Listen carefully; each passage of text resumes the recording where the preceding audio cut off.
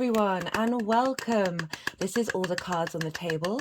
My name's Chloe, and I work with card divination, astrology, and I channel energies through my body. This is a collective reading for Beltane, which is a cross-quarter fire festival, otherwise known as May Day, as well as the Scorpio lunar eclipse that's happening on the 5th of May. So we've got some very, very potent earth energy coming through. I've got some flowers here and some blossom that are linked into energies around Beltane. What is Beltane? So this is a festival of fertility. This is about life. This is adoration of life. There's a sense of expectation in the air. Spring is here in the Northern Hemisphere. And we have cross-quarter festivals in like the midway point between equinoxes and solstices. So this acts as... These happen in the fixed signs. So the last one that we had was in the fixed sign of Aquarius. Now we're in Taurus season.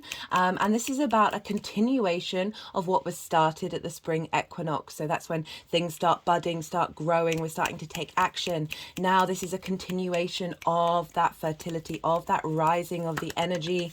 I was in the park the other day, and for the first time I was just able, like during the day, be like, oh, I don't have a list of a million, well, I did have a list of a million things to do, but I was just able to take some time, sit in the sun, and just notice how there were lots of couples around. Everything was blooming, the animals were all chirping, and the song that popped into my head was Love is in the Air.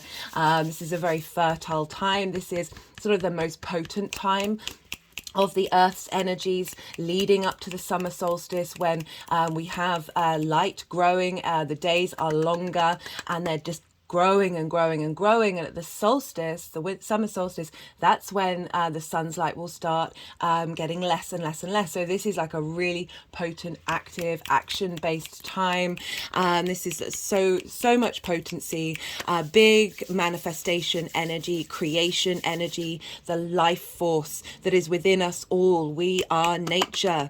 It's that physical, spiritual, mystical connection all coming together.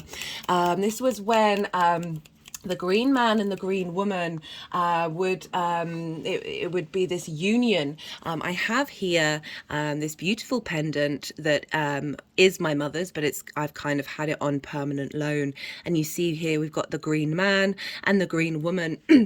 And it's acknowledging the combination of these two energies, and they're coming into union. There's a lot of fertility around. And one of the things that people used to do was go into the woods and engage in activity that creates life. And this was traditionally done the night before the full moon, and the night of the full moon. So even though this energy's been sort of brought to the 1st of May, which will be happening tomorrow, and this is when we have May Day in the UK. We've got a bank holiday, the dancing around the maypole, all of that. The tradition is actually linked into the full moon, which I'll be talking about later, and that is because when the moon is full, that's when you can see each other at night. So going out into the forest, having fun, communing with everybody, drinking, being merry, just really tapping into the spiritual side of sexual energy. It's nothing to be shamed about. This was a real a celebration of life. The traditions now with May Day is a sense of purity, the sense of the feminine purity, and they really wanted to strip sexual activity out of it. Thank you, Christianity. It's good in wonderful ways, but it's also, like everything, got its positives and negatives. But the more that we deny that sexual energy that we all have within us, very Scorpion energy, and you know, very interestingly, that the tradition was to engage in this Beltane energy around that full moon, which would always have been in Scorpio, which is Scorpio is linked into the sexual organs in the physical body. That the more that we shame that and hold that back, the more we are denying a part of this existence in this 3D realm. I really love how that's all connected. And so, yeah, it was a tradition of merriment. And so you've got the green man and the green woman coming together and being in union with one another. And through that union, through that expression of fertility, their energy around this time, which is why people went into the woods, would go into the earth and feed the earth and bring forth abundance. So very, very powerful energy. And it was asking us you to tap into that physical, spiritual, and mystical elements of who you are and bringing that all together. Okay, they're wanting to go over to this card, which I will read to you. So this is from the Kim Krans Wild Unknown Alchemy book. All of the decks will be in the description. Let me just try and find this one. Very potent energy that wanted to come out. This is the reddening. Life force, kundalini, blood energy. The reddening indicates a full expression of the work. Everything is alive. The heart pumps, the cells celebrate, the blood sings its way through the body. What was dormant has now been awakened. What was once considered base is now noble. So really tapping into what I was saying about how sexual union is a very sacred thing. It's a very powerful energy. It's not something to be shamed or rejected. Aches and pains are integrated, shadows are acknowledged and interwoven. When the reddening card appears, it signifies health, power, and a climaxing of the work, a coalescing of what has been learned. The laboratory is no longer separate from the alchemist. Or from the work, but the three are now one. What occurs in the body is reflected in the world and vice versa. Through the process of reddening, we move out of the head and into the physical body. Very interesting. Also, Taurus, the first earth sign, is very much linked into the physical body, but those senses, how do you feel? Not necessarily emotionally, but how does your body feel about something? And the power of those senses. More specifically, we reach the heart. Interestingly, Leo is ruled by it rules the heart, and this is squaring this energy, and squares bring about manifestation. So this is all kicking off, the guys. It is there the alchemist finds the sacred ingredients of power and kindness. Really lovely message coming through the Kundalini energy, the earth lines, the serpent lines that we have in the earth, which I've talked about with when we have the solstices and the equinoxes and the previous cross-quarter festivals, and they're also called dragon lines. And so I have here, this is an amazing thing that I found, this essentially, I don't know whether she calls herself a witch, but she creates these amazing things. And this is a dragon here. And I've also got this ring that I've had for a very long time, representing the power of this energy. So at the spring equinox, this was really, at the cross quarter fire festival in Aquarius, that was when everything was starting to slowly build. The spring equinox, it's getting even stronger and stronger, and now is when that serpent energy, that earth energy, is incredibly powerful. It's very potent at this time. We can feel it. You can just feel the earth throbbing at the moment. Just very, very powerful. Physical, spiritual, and mystical energy, like very, very present, all of it combining together. What else did I want to say about Beltane? So often this would be so what I was talking about, this sort of time in the woods, was called the Greenwood marriage, which is lovely. So it's that reconnection to the earth, union with one another, acknowledging that we are nature. And the green man often had horns at this time, and horns represent a mystical energy, right? So it's that mystical energy that's within our spine, that kundalini energy, and the horn sort of represented the external power of that. That's why avatars of that, such as Pan and the devil, actually, because the Christianity again switched that energy, shamed that energy. Or it's actually very powerful, mystical, I keep saying these words, strengthening energy of that life force within us all. and they represented power and wisdom, but mystical power and wisdom. So not taking power or an over exaggeration of power. It's realizing your own divinity and your own autonomy, because divinity is nature. There's no getting away from it.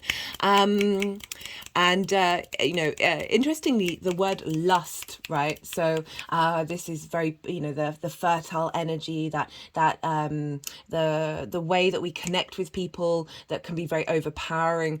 The word lust was actually in Old German. It was called religious joy, which I just found really interesting. Again, moving away from that shaming element, and really opening up to the honesty of that human experience. Right. I talked about the maypole.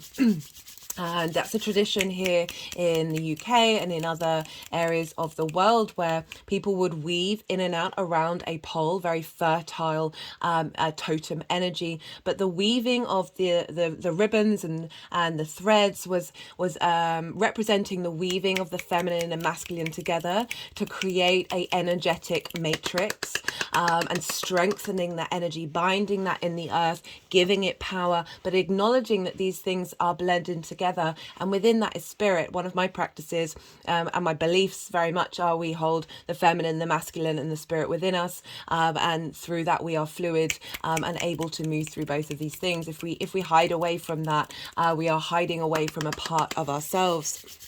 After this copulation, right, of the feminine and the masculine, the feminine energy would turn into the grain mother, that sense of that empress energy of sharing that abundance and putting it into the earth in order for us to be nourished. My hands have just gone over my heart chakra.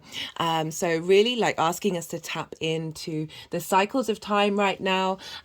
In the southern hemisphere, this will be Samhain, and this is the Day of the Dead, Halloween, that sort of energy. And both of these points are these the sort of the bridge between the unseen and the seen. So dawn and dusk are very powerful energies for us right now. So it's just a flip on the other side of putting that fertile energy that we've been harvesting in the southern hemisphere and putting that back into the earth. So it's acknowledging the cycles of life, death, and rebirth. We can't have one without the other. What else did I want to say? This is reverence for life during this time, bringing that spiritual and physical into balance through integrity. It turns into very powerful manifestation. This is the very potent waxing phase of the sun cycle. So imagine I talk about in the spring, in the winter solstice. For me, that's very much the new moon in terms of the sun cycle. So that's the beginning of the sun starting to get stronger. It's where we put down seeds and intentions. The spring equinox is the sort of cross quarter moon, which we've just had. Actually, I forgot to mention, this is being recorded on the sun's day.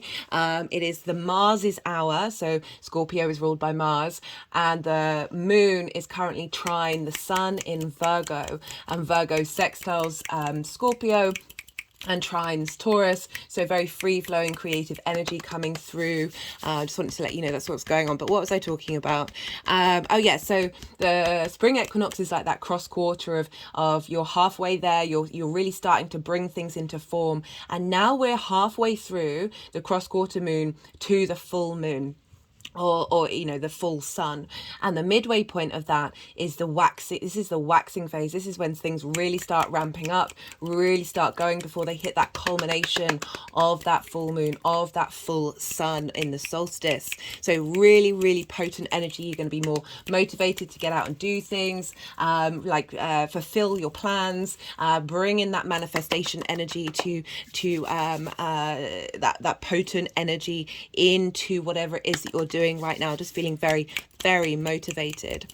As I said, those energy lines, they're very potent and the most active that they are in this cycle in the northern hemisphere. Okay, so I'm going to be doing a channeled reading for this at some point. There's a cosmic wave coming from the center of the galaxy, and we're going to hit it. I think it's beginning of 2025. I'm going to do a channeled reading, see what comes up, and this is based off of the wonderful work of Rory Duff. I will put his information in the description box. And essentially, like, for a couple of years now, that we would normally feel the very potent energy of the solstices, equinoxes, and crossfire festivals, like on the day or the day and the day before and the day after. Now we're feeling it way in advance and way and a lot after the time. So this is building with each year. It's getting stronger. That connection to nature, that life force, that abundance that is in nature, the strength of that, those earth lines. We're able to tap into that energy for a longer period of time, and it's a wonderful gift that the universe is providing us. So we're in this space of, as I said, this conscious outward expression. We're taking action. Things are budding. We're working out what our wants and needs are, and it's really coming to fruition. It's really building and growing. I would say it's kind of like the Eight of Pentacles. So the Seven of Pentacles, that's starting, that's planning. Things aren't quite getting going yet, and the Eight of Pentacles, you're really appreciating what's going on around you. You're enjoying putting the work in because you're seeing more worth and merit in what you're doing. There's more action. I mean, obviously there's merit in the slowness of things 100%, but the sun brings us light, it brings us vitality, and that's growing and growing and growing. One of the things that you can do over the May Day period, so that's tomorrow, but also like knowing that this was sort of celebrated around the full moon. We've got all week to tap into this energy. It's because it's a cross-quarter fire festival, so building a fire safely, guys, or lighting a candle, bringing in that flame, bringing in that spark, that creation energy. And what you do is you jump over it, and you do so. When you're doing so, you release something, and then you jump back over again and draw something towards you. So that's something that you can do, spending time in nature, just merriment, really enjoying the physical world, your physical senses, exploring your feminine and masculine energy, combining, all those sorts of things. Now, I've got two I picked these today from the park that I live nearby, and this is hawthorn. I just want to bring it up to you and show it to you.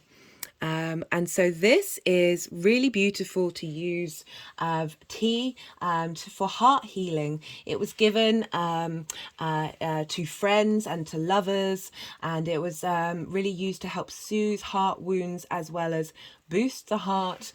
And this is cowslip. Here we go. Lovely stuff. We get this growing all around the UK, and this is this can help tame your nerves. It's a good tonic for nerves, as well as also a gift to give to others, to represent your appreciation and value for them. And so, speaking of which, so I pulled these cards when I meditate before doing the reading. And so there's the cards laid out here are the ones for Beltane, and then I will move on to talk about the eclipse. So this is the Beloved, and this is from the Mystical Shaman Oracle. And so I pull these cards just before I do the reading, and then I'll have a look over of what they're saying, and it's just always so wonderful to see these represented in the energies that I've been tapping into. It just really made me laugh because I always know when I'm in that sort of channeling space, because I used to never remember songs, never remember lyrics. And yesterday when I just saw all the couples and I had spent about 20 minutes sitting in the sun, I felt really connected to the earth. And basically nearly the whole of the lyrics of Love in the Air, Love is in the Air was in my head. And I was just like, yeah, no, that makes sense. The essence, the beloved, is the recognition of spirit in another. So again, that gift giving, that acknowledging of love to others, and moving towards spirit through the other. It is when the divine appears to us in the form of our child, our partner, our friend, and we experience being in love. As we grow, we start to recognize the beloved in everyone, not confusing their personality with their divine nature. The invitation, accept the invitation to lean through the path of love.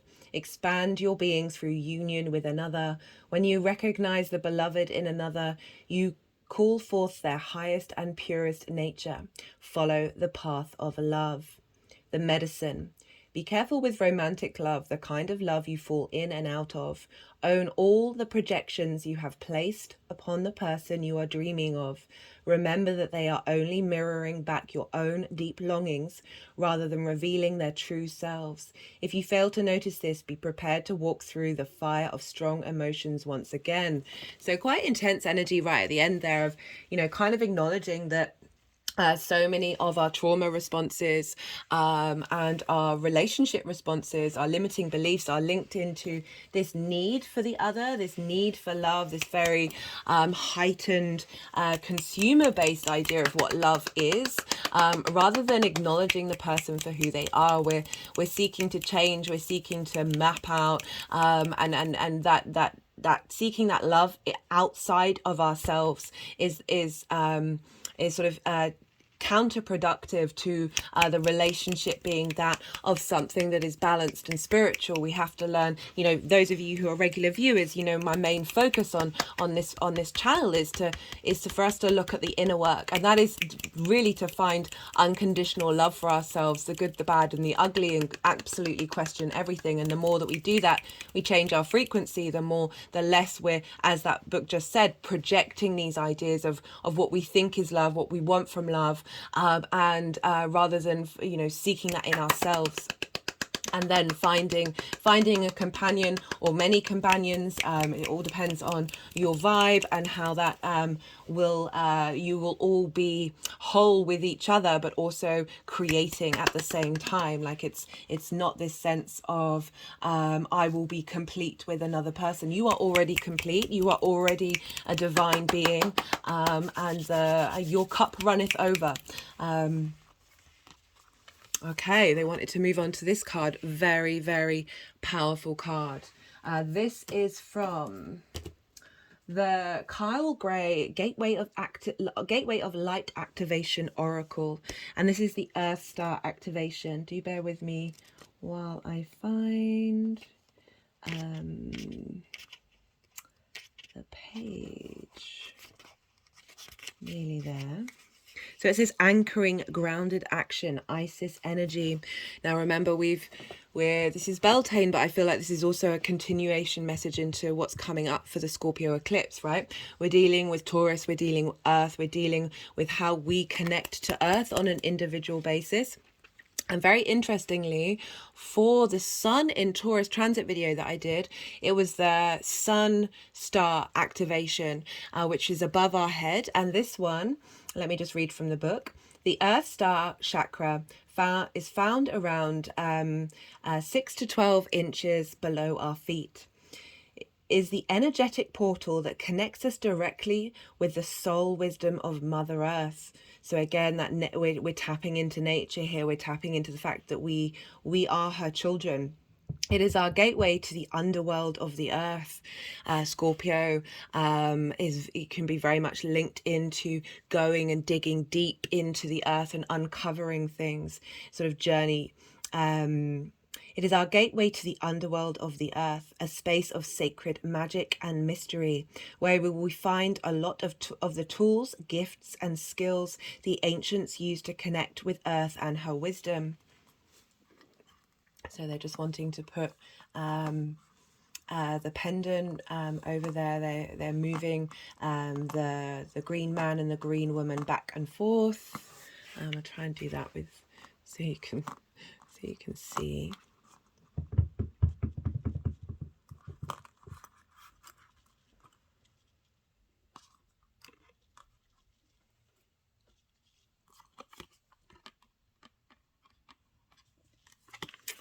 Okay, so where was I? The Egyptian goddess Isis appears on this card as our spiritual guide. She is a high priestess of the stars who knows the importance of connecting with the underworld to stay grounded, aware, and manifest all that we need to grow. Follow in her footsteps by connecting to your Earth star. Anchor down and go digging within to find any parts of your magic, wisdom, and experiences you have pushed down.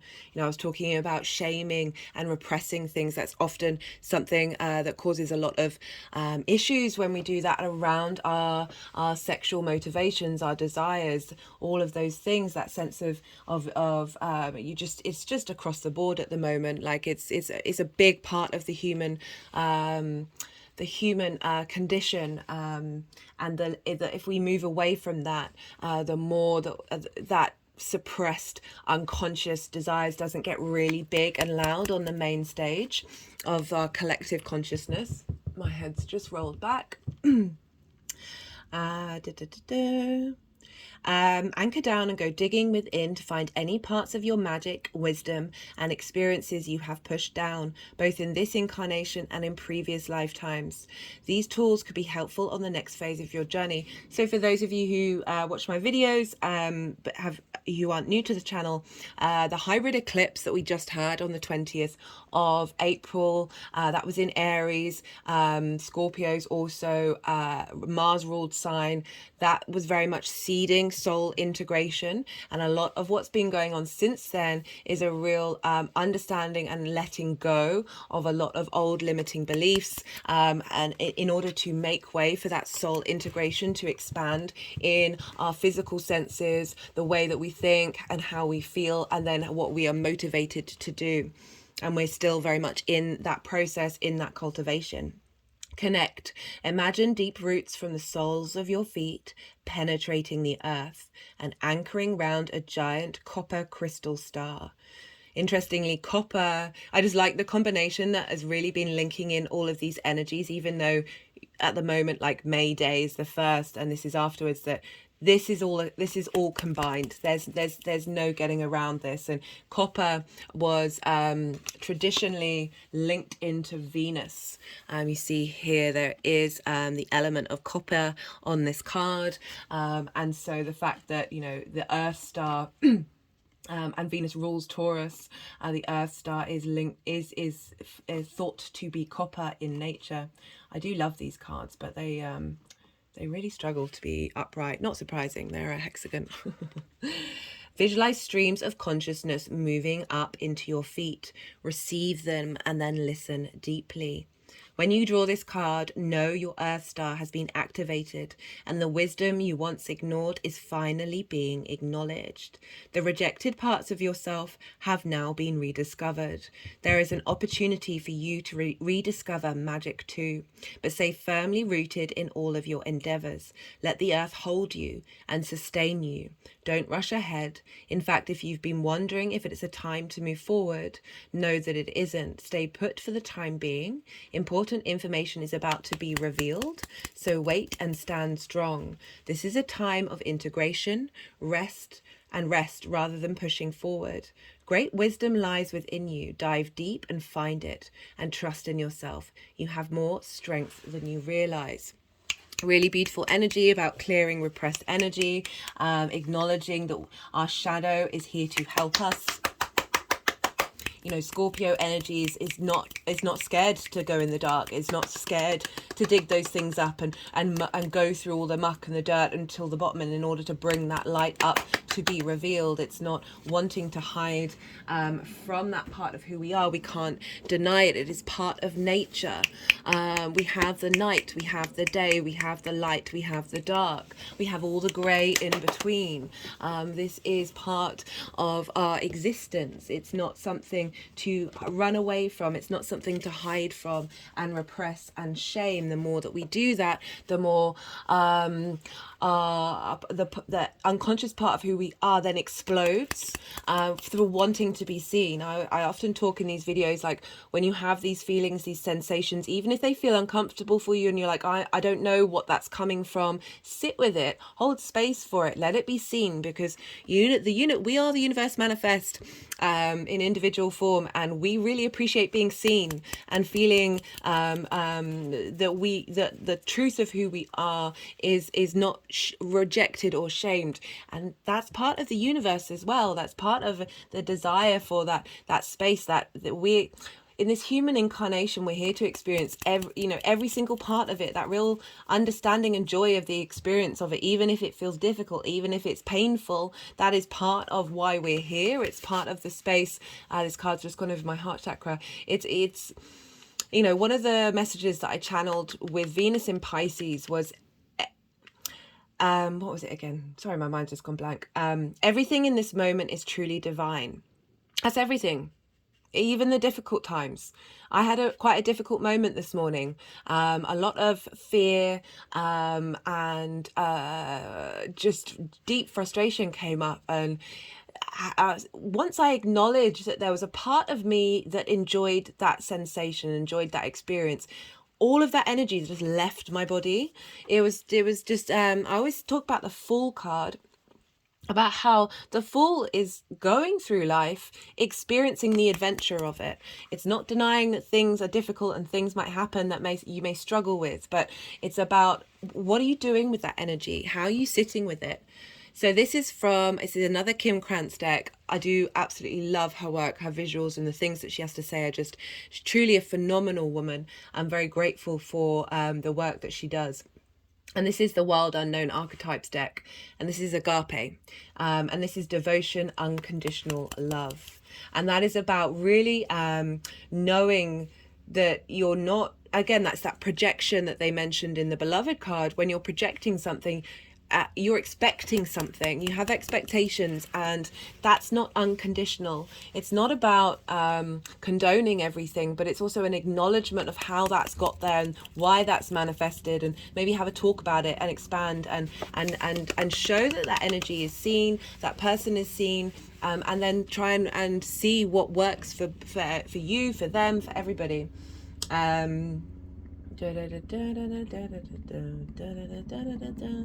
What is that?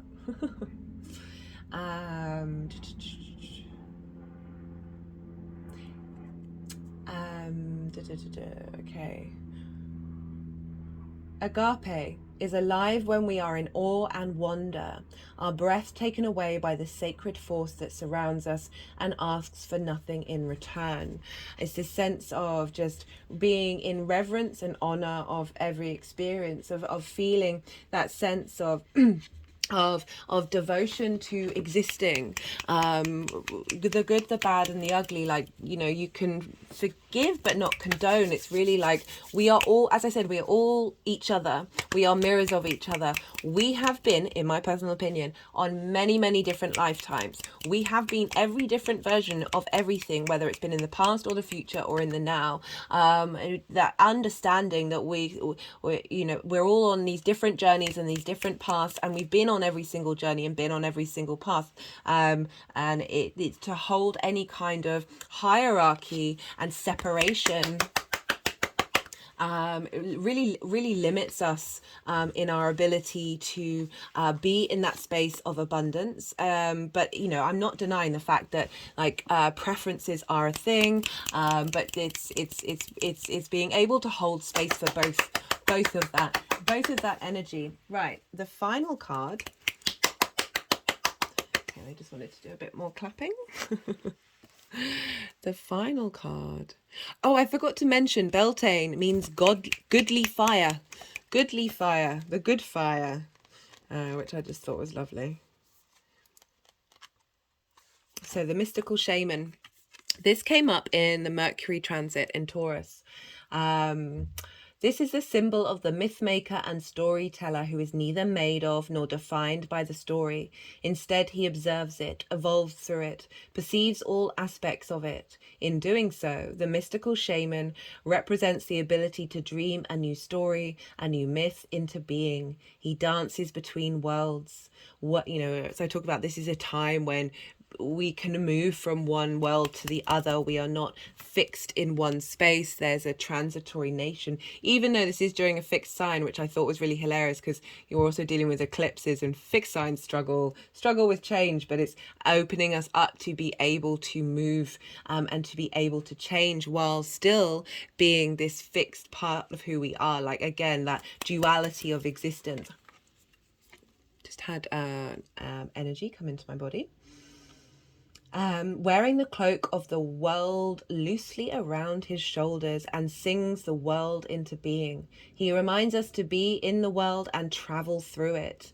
Again, that kind of full energy of being in the 3D, but being able to just sort of move with ease no matter what's coming up. That very fertile energy, that abundance energy, that festival of life, whatever that is. This is the symbol of true alchemy, for all the elements of life have a spiritual aspect and a material one. When we remember this, all manner of miracles and manifestations are possible. The invitation. When the mystical shaman appears, you are invited to consider the ability to live without attachment. You are called to create and dream your life, to act on inspiration and divine impulse, without fixating on a known story of success or achievement. Can you impartially observe the stories you tell yourself and others? What if you could become a mystery to yourself? Who would you become if you stopped telling the tales that have defined you up until now? You do not have to live in a story that has roots in the past. What if there was no need to explain you to anyone, not even yourself? And the way to your most extraordinary life is to become a blank slate and allow the form of your dreams and desires to show up as it will. This is a sign of manifesting a life beyond your wildest dreams. So sort of giving you this idea of what you can do with this very abundant, fertile energy of like opening up to the wonder and the fertility of the earth, of how anything is possible. Yes, we've been in the past. Yes, we're moving to the future. But rather than being very stuck in a moment and thinking that what you're feeling is fixed, it's about opening up to that changeability in the moment.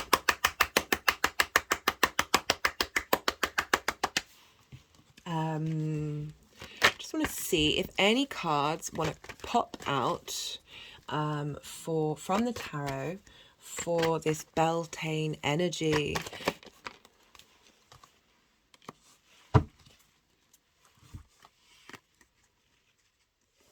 So we've got the Two of Swords in reverse, and it's going over the agape, and this is about pause and not being able to make a decision, and things, you know, shifting and changing, that energy changing, where you're then able to go forward. It's just wanting to go up both those lines. Very, you know, also, okay, what I'm getting coming through is this, the constructs of the masculine and feminine within you, and being bound within you, and they're not opposing forces. So this is when two opposing forces are going and you can't make a decision. They've just sort of entwined them, as if it's bringing those energies together in order to create.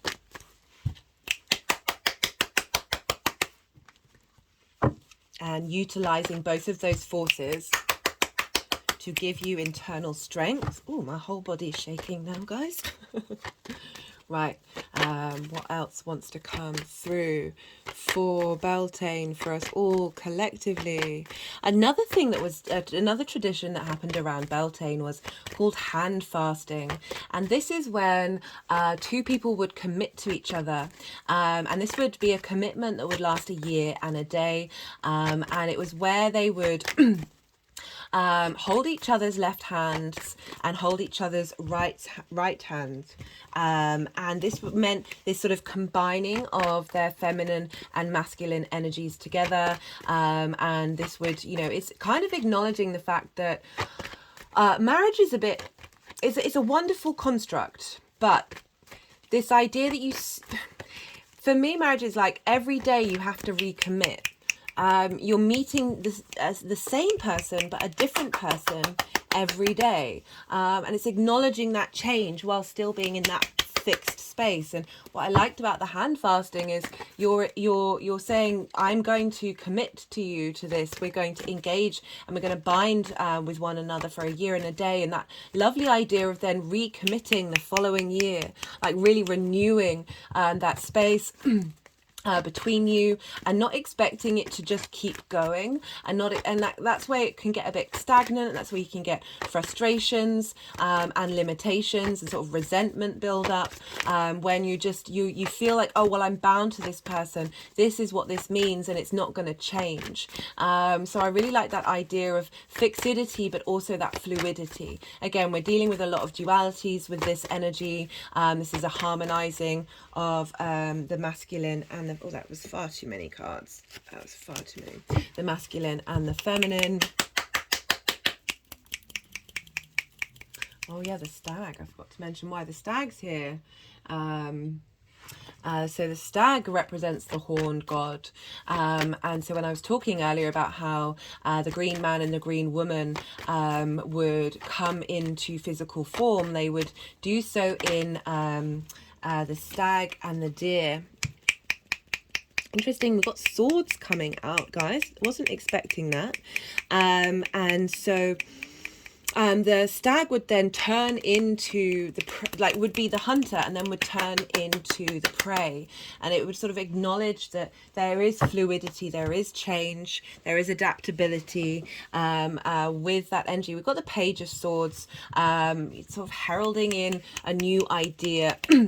A new concept, a new way of thinking about things and understanding. It's just gone over my heart chakra.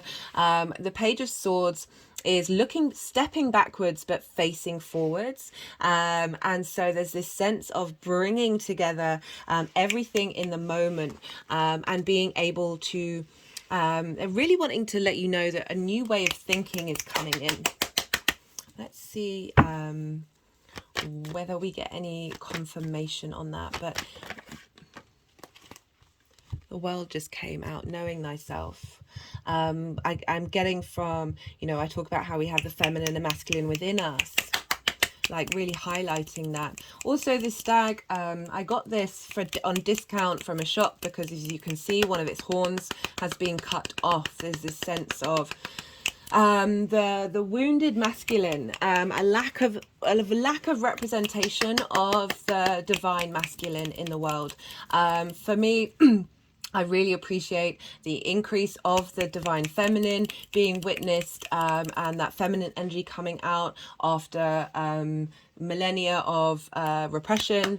But this is about balance here, guys, and there's a lot going on in terms of, I don't necessarily, there's certain influences out there that are having an impact on it's not, obviously not everybody. This is not I'm not saying this is across the board, but it's become a bit more prevalent, this sort of more dominant masculine energy coming in, which has been around for a very long time. This is nothing new, but Beltane's really about union.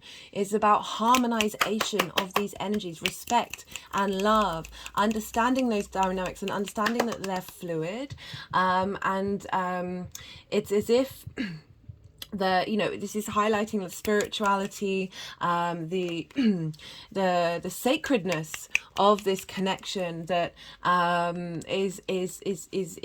is not as prevalent as it could be. And my point about the representation of the divine masculine in our literature, in our movies, in our TV, is something that's actually doing our species a disservice. My hand has just gone over my heart chakra, and representation of energies helps us understand what we are capable of and possible of.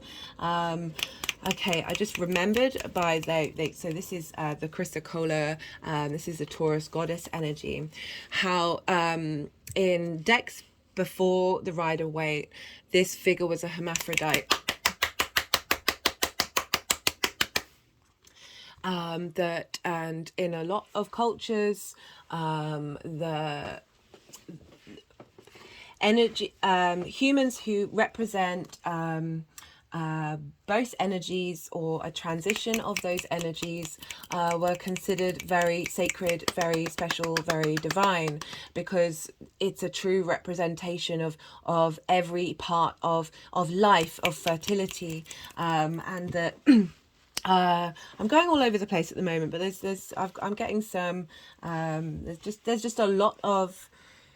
There's a lot. This is a massive topic. That yeah, I'm only touching on very briefly, but again, it's leaning into that agape, that unconditional love. Everybody is our beloved, but also the mystical shaman of the stories that we tell ourselves.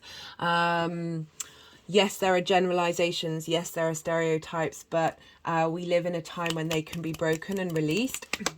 And you know, it's not all men are from Mars, women are from Venus, or you know. But I do remember reading that book and being like, I think I'm a man.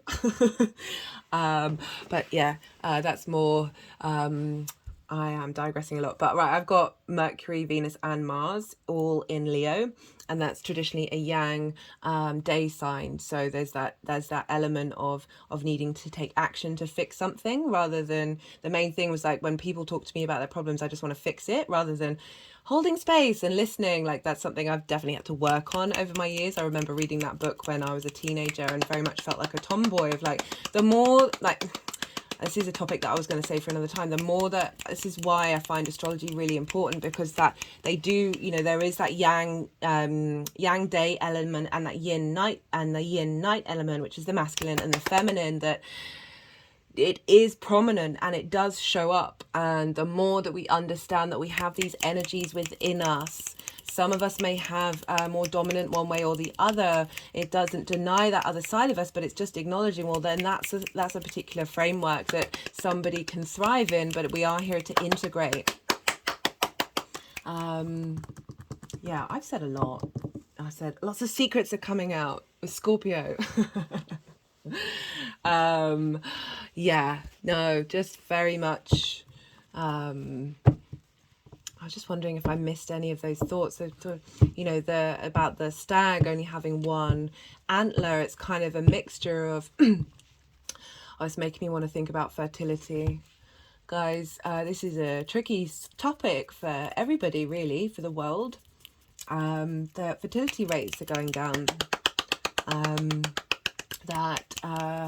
It's for all manner of reasons: stress, hormones in the water. Hormones in the food, lots of things, but it's happening, and they're now now it's becoming more. I remember reading in the paper, I think it was either around the Scorpio eclipse last year. I think it was that new moon that we had, I think it was at 2 degrees of Scorpio, there was a massive spread in the paper about male fertility. And this is obviously something that wasn't normally spoken about. It was always kind of through, often women were always the focal point of, you know, if you can't have a child, I'm gonna behead you. I'm just thinking of Henry VIII here.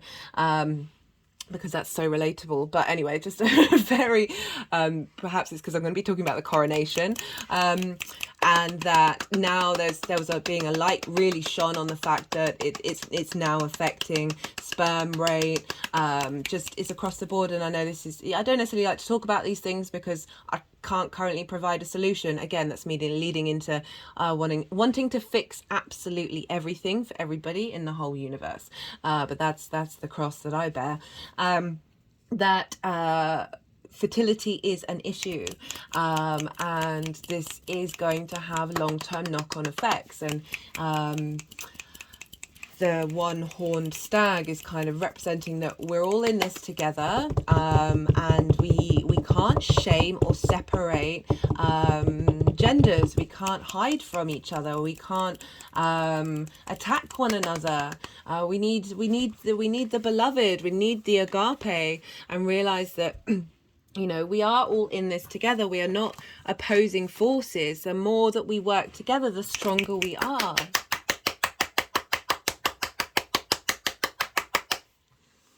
And just holding space for energies that you might not necessarily understand or sit well with, or sit with you, and just find that compassion, find that understanding, find the root of everything, and then be like, okay, well, how do we figure out how to work together? Right, but so that took a turn.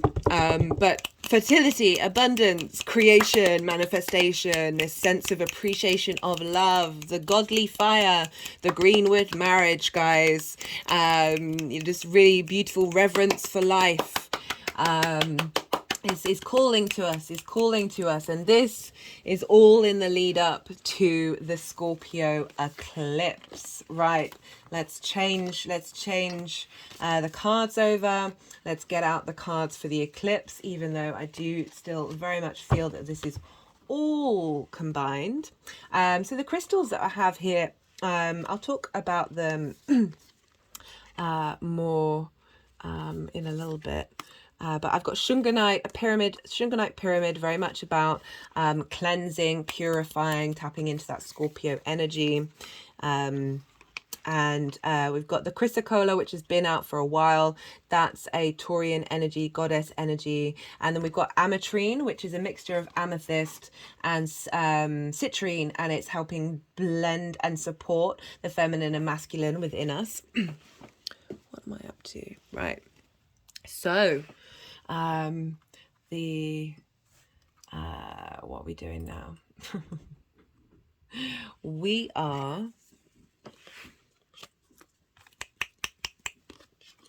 going to talk about this Scorpio eclipse, guys.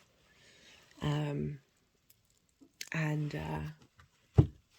going to shuffle some cards while I do this and come to these cards when they need to be.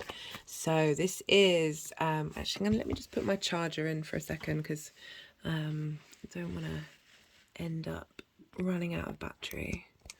Okay, we're good. So this is happening on the 5th of May at 14 degrees of Scorpio, 58 minutes.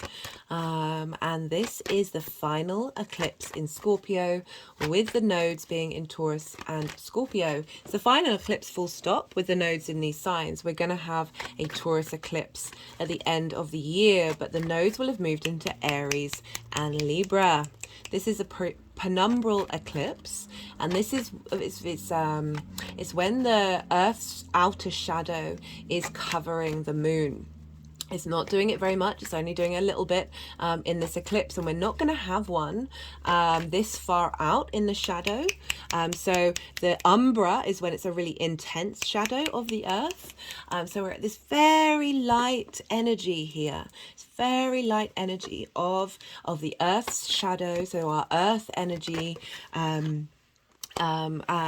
Covering the moon, our emotional unconscious needs, how we nourish ourselves, how we nourish other people, and so that's what is this. I've got this brought all the nature in today, but I keep knocking that. We've got so this is, we're not going to have one like this since till 2042. So it made me think about, what does this mean, right? So we're not in the root of our shadow.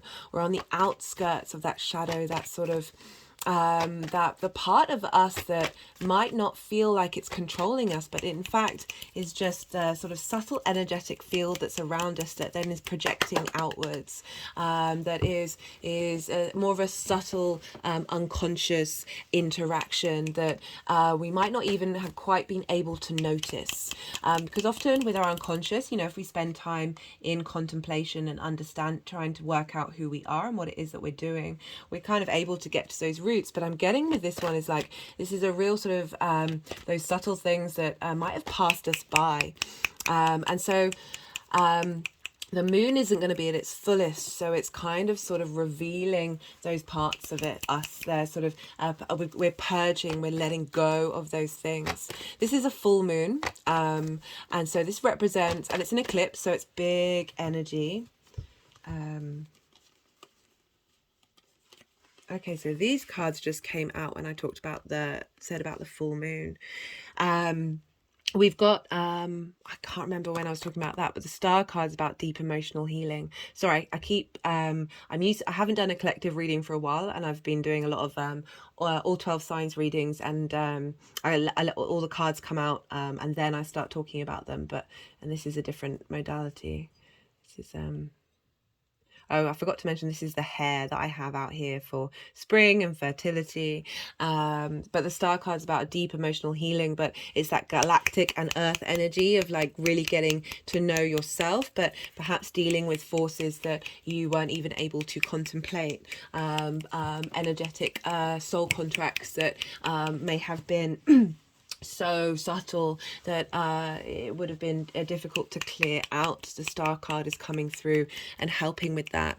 So we've got the strength card, the ace of wands, the Emperor, the Knight of Cups.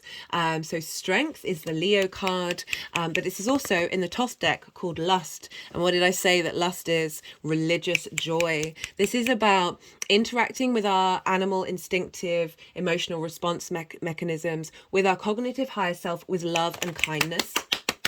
And through that, we are able, through that balance, that harmony of the physical and the spiritual, that I've talked a lot about with Beltane, of bringing that in to harmony, so you can have that lust for life from a very balanced place. We've got the Emperor here, which is knowing yourself, having authority. You're in a space, there's a wisdom there. And then the Knight of Cups with the Ace of Wands is lovely. It's like bringing in love and passion together, but doing so in a sort of there's an openness to that Knight of Cups. There's an innocence there, of really being able to understand with love and compassion the passions that you have, and shift that energy, through the water. We're dealing with a lot of water with this lunation, and that the cleansing water of the star coming through to help us move through whatever may have been stuck in our energetic field. Right, so full moons and eclipses are about completions, endings, and big endings. Like this eclipse energy is very collective, intense energy. We may feel it around the time, or it may come later, because eclipses have a longer cycle. But this is the culmination in that, this with the South Node. And this is, the South Node wants to sort of purge and purify. It's a disentangling from matter and going inward. The spiritual part of who we are, what we're familiar with, that cultivation of self, the root of something, what is underneath it all. And so we've had the South Node moving through Scorpio for a while. It's nearly at the end of its journey, and we would have been spending a lot of time purging, clearing out, transforming energy, transforming situations based on like a root essence of what it is that we need. Just going over the star, the sort of star essence of who we are. It's tapping over my thymus gland and up to my throat chakra and my third eye, and up to the crown, down to the earth, back to the heart, the lips, the throat, and the sacral chakra, back to the heart, back to the third eye, apologize guys, back to the lips. Being able to speak our truths, understand, communicate. They're clicking around the lips now. Communicate with the truth of who we are, that essence that's been going on with the South Node. And that was the Three of Pentacles. We see if that wants to come out. And so with this full moon, it's bringing together a completion of that journey that we've been on, and bringing in an ending. But with endings you get new beginnings, so we're going through a new portal here. They're really wanting to highlight that star card of knowing your own. There's hopes and dreams as well linked into the star card, but that renewal. And that, interestingly, this is Aquarius, but there's a fixed pool here. Scorpio is fixed water. This is our core emotions. This is a space of depth and intensity. There's very inquisitive energy, Scorpio. It's ruled by Mars, so there's a sense of needing to transform, but needing to plan and strategize. We've been going through it. This is about a commitment. Scorpio is very loyal. energy, being very loyal to the essence of who we are, those fixed, as I said, eclipses can really struggle, fixed signs can really struggle with change, because once they get going, they're in it, they keep moving, that's what they keep doing, and it's quite hard to stop and be changeable. All depends on your chart. If you've got other stuff going on, that may not necessarily apply, but in general, fixed energy, and I say this is someone whose most of my chart is fixed energy, thank goodness for my mutable Virgo sun, that it, there's a stubbornness, there's a fixity, there's like what your core emotions, and them not necessarily being able to shift and move and change. So I love that the star card is coming in and pouring water of renewal, shifting that energy that's in there, even though it's fixed, but giving it a new a sense of renewal, that clearing out, that blockage that may have been. So it's just sort of going over the sort of edge of the pool. I'm sort of imagining like the moon, and that edge that's that edge that is in shadow by the earth, that nature of the earth coming in, and being able to just shift the perspective a little bit, and unearth things. Scorpio likes to dig down into the dirt, likes to figure out, is not afraid of the shadow, is not afraid of that intensity, and is able to, for help, really sort of question everything and transform that. There's a sense of it's just a very inquisitive sign, but there can be a sting in the tail. It's the scorpion. There's a sharpness to Scorpio, that these waters feel like they're soothing that energy, soothing that intensity, and helping, with that Knight of Cups and the Ace of Wands, that's like very much being able to bring in a new dynamic. Speaking of bringing in a new dynamic, Wheel of Fortune, this is Jupiter's card. Change is coming, things are moving on the up. With this eclipse, as I said, we're moving through a portal, we're moving through that state of completion. And in this tarot deck, in the Rider-Waite, they have symbols that represent the fixed signs as well, that the time of going through this is changing, and now we're building and budding into this. And I did mention about how Scorpio is linked into the sexual organs in terms of astrological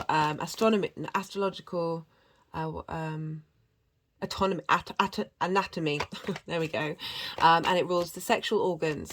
Now this is our creation energy. This is very, very powerful. This is the essence of who we are, what brings us joy and motivation to go out in the world. So what's been coming up is that that transformation of how we, that culmination, that release point of old mechanisms that have been dominating. One of the things that I thought about when the Emperor came up was, it's not just that inner autonomy, it can be sort of a very dominant figure, it can be something that isn't able to shift and move, that is blocked in your emotional core, right? It's now sort of clicking over the flow card. So let's pick that up and read that, because this, as I talked about, it's a funny way to sort of engage with it, because fixed energy, as I said, it can be stubborn, it doesn't want to move, but we are here to, this is eclipse energy, this is very changeable energy. Right, the essence. Flow. There is a natural movement of the events in the world. You can see it in the phenomena such as the tide, the ebb and flow of oceans and rivers that rise up from the earth and flow to the sea. The symbol of flow represents the effortless and natural movement towards a certain destination. It signifies an ability to gracefully move around obstacles and reminds you of the sense of allowing.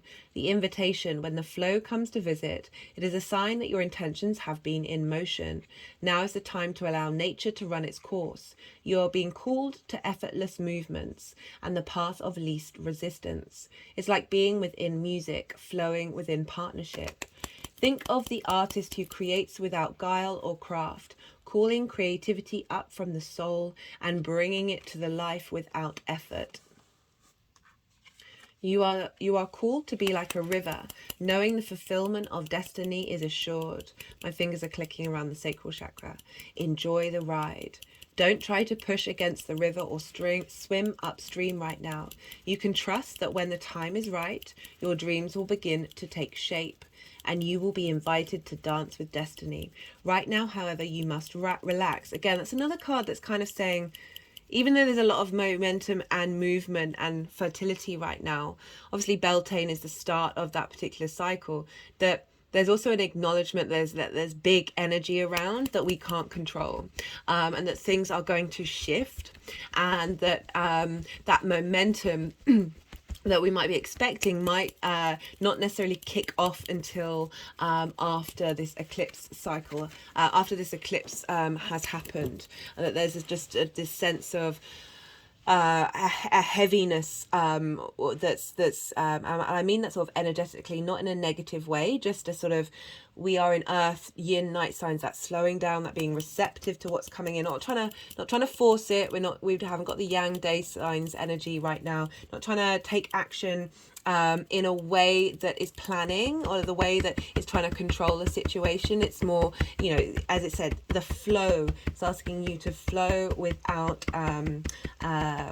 stress or fear, and that is definitely something that's been coming up when I've been channeling this energy.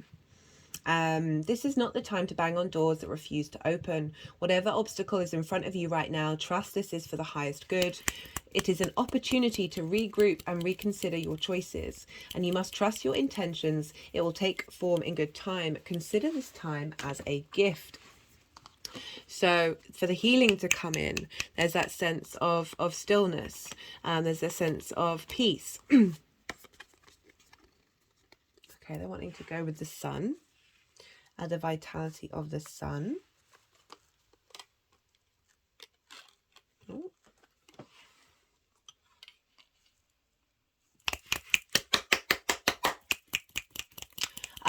So they put the Knight of Cups over that sort of energy line, that our understanding of what the emotions that we're trying to defend or protect is going to be engaging with those energy lines in a way that's bringing us into flow. Mars is in Cancer.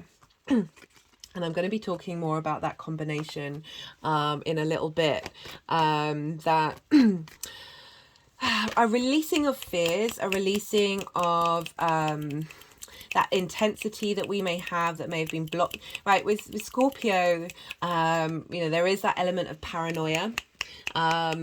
Because of going into the depths, because of questioning everything and being very inquisitive. Mars can be very combative, but it's sort of, that's a yin night sign, so it's very sort of internal, that sense of feeling like you are being attacked rather than attacking others. If we're just using sort of generalized terms, but with that paranoia, it's like, just because you're paranoid doesn't mean they're not out to get you. But I really feel that this full moon is calling to sort of integrate that and shift that outward, and heal whatever sort of energy that's been linked around that sort of by going through the darkness, you then see that darkness everywhere. That star card is really wanting to come in and be like, there are hopes and dreams, right? The star card falls after the tower card, which is the Mars card. And so our ability to, despite the darkness of everything that's going around right now, or despite the chaos, to be able to clear that fear energy, to utilize that fear energy, to transform that into our hopes and our dreams. That Shunganite pyramid there is helping to purify, the south nodes there, we've been purifying. Okay, how do we use that intensity? Let's crystallize that down, let's refine it, let's get it to the root of what it is, and not let it get clouded by the outside world, not let it get clouded by authorities that you may feel are dominating. It's asking us to be in balance, and through that balance And through that hard work, I mean, there's different messages through with this, but through that that clarity and understanding of self, that balance of our animal instincts, our intuitive responses of, oh, things aren't safe, along with that higher mind of everything changes, we've been here before, we know what we're doing, is bringing in the sense of you're committing to the cycles. You're committing to the long term, and you will reap what you sow. Like, you will reap the benefits of that questioning, of that refining, of that purification that is culminating around this time. And this is a point of celebration, a point of commitment, also a commitment to those bringing together of those feminine and masculine energies as well as spirit. Like, there's no avoiding. It's 3 is the magic number, guys. Right. They're wanting me to talk about this. So we've got the Sun card. And obviously with a full moon, we are dealing with the Sun. Full moons represent oppositions. Eclipses represent oppositions. And we've got the Sun over in Taurus, in a fellow fixed sign, but the physical senses, what you value, how you Taurus can be very much about appreciating the 3D realm, whereas Scorpio is a social water sign, but it's fixed, so it's really kind of like figuring out the root of our sexual not just our sexual motivation. Sorry, I was just thinking that Sigmund Freud has a Taurus sun and his ascendant in Scorpio, and he was very much focused on power dynamics, and the feminine and the masculine in our sexual behaviors, right? So there is that element of the physical senses, what we love and what we appreciate of Taurus, very individual space. How do you appreciate the 3D world and how that's interacted with our emotions, that intensity that drives us in a social sense.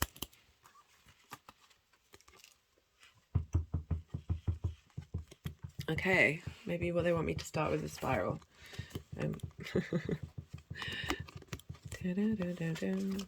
Cycles change, cycles move. Okay, this is quite difficult to do. They've never done this before. The movements of time, past lives, karma, trauma, the most intense love that you may have will change. Being able to let go, being able to not shame, not hide, and finding that more, bringing in that agape, that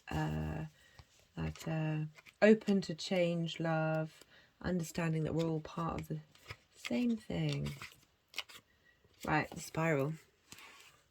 The essence. From galaxies in the sky to diminutive shells at the beach, the spiral is found extensively in the natural world. Its shape in the form of a coiled serpent has been used since ancient times as a tool for growth and transformation. So we've got serpents coming in again. And supposedly the scorpion was a snake, predating that representation. A spiral, and that that's the sense of linking it into that transformational energy, that digging deep, that the death card is the Scorpio card of letting go, of shedding your skin, and transforming on the other side. The spiral is a guide for entering deep into one's consciousness and the unknown, and then extending it far out into the heavens. It is crucial to surrender to this journey until the exhausted paradigm dissolves in the depths of the psyche. Just talking about Freud, and he's very much about the psyche and how our unconscious drives our motivations, our emotions, and the things that we do. For those of you who are regulars, I talk a lot about how the more that we question self and understand ourselves, the more that we connect to those and hold space for them and don't shame them, and open up and understand why we might, every little thing that we do, very little of it is conscious. The spiral is a guide for entering deep into one's consciousness and the unknown, and then extending far out into the heavens. It is crucial to surrender to this journey until the exhausted paradigm dissolves in the depths of the psyche. So that's sort of like again, like I said, like opening up, holding space for these energies rather than shaming and repressing. It leads to deep healing. Until the exhausted paradigm dissolves in the depths of the psyche and its energy is released to give birth to a new reality. I'll come to that card in a second. Or do they want it now? We're hopping all over the place here, guys. So this is the vessel. And we are the vessel. And some of us may have had events happen to us that have damaged that vessel. Pretty much every single one of us, whether it's in this lifetime or the next. As I said, we've all experienced it, and it's certainly part of the collective trauma that is within us and all of us. The body, the container, the cup, the vessel. You know, this is sort of what's coming to my mind is we are the vessel, which is a very common thing that's been coming up a lot in the readings of we are a vessel of not only our own trauma, our lineage, our ancestors, our parents, the collective trauma, but our past lives and our future lives. We also hold the wonder of all of that experience as well. We are in the beginnings of a real deep soul integration. And the human body has the capacity of complete and total healing. Like, we are phenomenal. There's so much going on in technology that is sort of preempting the powers and growth and the actual capacity of the human being to be able to heal itself. It is everywhere. Cup holds liquid, stoves hold fire. Our bodies hold organs, our homes hold family. Through the simple act of separation, the vessel protects what it contains. Nests protect the eggs, savings accounts protects our earnings. Even the planets are contained within their circular orbit. When this card appears, it's time to assess what is being held together and how. Is the vessel too tight, too loose, broken, empty, full? Or perhaps there is no vessel at all, and the contents spilled in every direction. It is natural for structures to be formed and eventually fall apart. The vessel has a life cycle that must be honoured. It is time for you to build, break, or repair. You must find out. The physical body is the most sacred vessel of all. It is the one in which you reside from your first breath to your last. It may need your attention. Right, so this is it's also linking into the fact that we are the universe manifest in individual form. We hold everything within us, but we are also individuals. And this vessel that we're in has been on many cycles of time, and has, you know, the love is one of the most powerful energies in the universe. Our heart has a 3 feet electromagnetic field, and the heart and the mind 3 inches. That there's difficulty, there is transformation there. You know, we just talked so much about love and fertility with Beltane, but that Scorpio energy can bring up links into trauma around that area that may have blocked our bodies. And it's just wanting to go to the cow slip of sending love and sharing love, of connection, of it's also it reduces nerves. It's a tonic for raising the spirits. To renew yourself, you must shed your old skin. You have already done this. I really feel this full moon is very much about that. And with the potency of the earth energies is really then bringing in a new dynamic. We've got the Ace of Wands, very virile, a potent, passionate energy coming in that is this blah blah words easy for me to not say. Just this oh my god. This I'm just going to keep reading because those words aren't wanting to come out right now. To renew yourself, you must shed your old skin. You have already done this. So do not keep scraping away at the old, but welcome the soft new skin that is starting to grow. Break the habit of working on your faults all the time and let nature take its course. Know that a new skin feels vulnerable and scary at times. Trust the medicine of the spiral as it guides your journey of renewal. The spiral announces a descent to the depths and a rebirth. Very death card, very Scorpio. Allow nothing to get in the way of this process, as the time is right and the forces of nature are supporting you in this endeavor. Very much getting the energy of this shift and change coming in, and really the potent energy, that union energy, feeding into the vessel, feeding into just got very shaking all over it, going over the dragon and snake energy lines.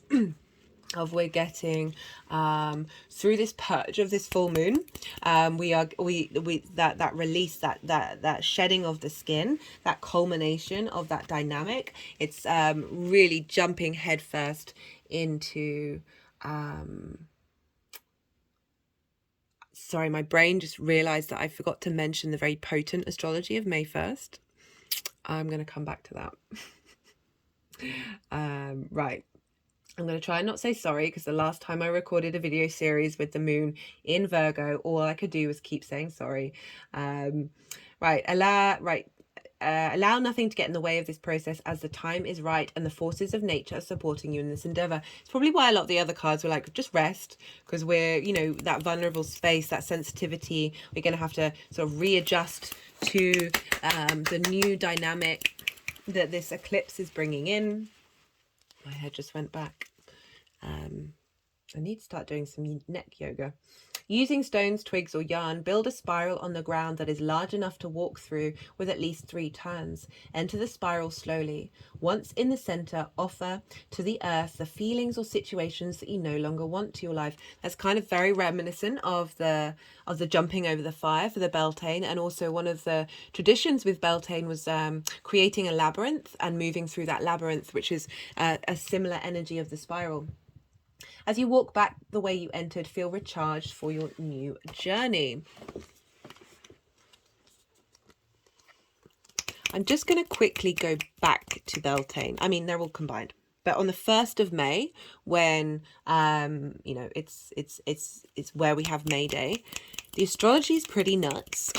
So that's tomorrow, the 1st of May. The sun is going to conjunct Mercury. This is called a cazimi. This is the midway point of the retrograde. We get a lot of downloads, a lot of divine inspiration. We're now going to sort of understand what all that retrograde was about. Mercury turns into a morning star.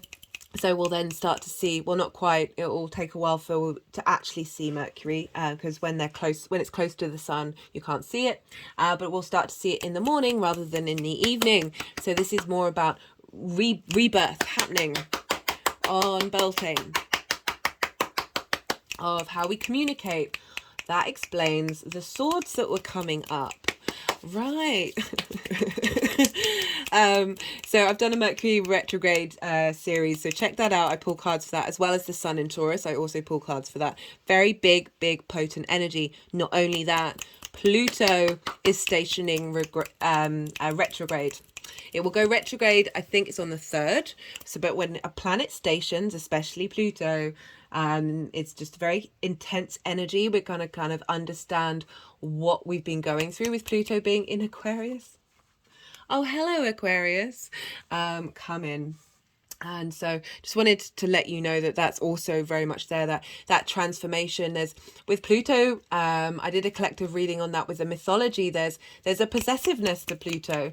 There's abduction with Pluto, and these things, I feel like are connected to that Scorpion energy. I personally don't hold Pluto to be the ruler of Scorpio, but I can understand why the modern astrologers link it to that. But there is that sense of fixity. This is what's happening. This is what's going on. And also that magnetism, that intensity, that these cards have been trying to say, like, no, we're helping shift that dynamic. And like Aquarius is an air sign, so not surprising, it was pretty much all and it was Saturn, it was the world. I do apologize, I should have clocked this in my notes. Saturn is the world card, and Saturn is ruling Pluto at the moment in Pisces. So really going shifting that kind of fear, worry, dynamic of Pluto. and really sort of helping us be able to transform that energy. Right, the sun. The sun is coming out. I've been singing so much lately. It does make a difference when the sun's out, doesn't it? The sun is acknowledged by many cultures as a foremost masculine force. In other traditions, it is seen as the feminine in her full power. Either way, it is the most brilliant light for all beings and allows life to sprout from the dark, feminine earth.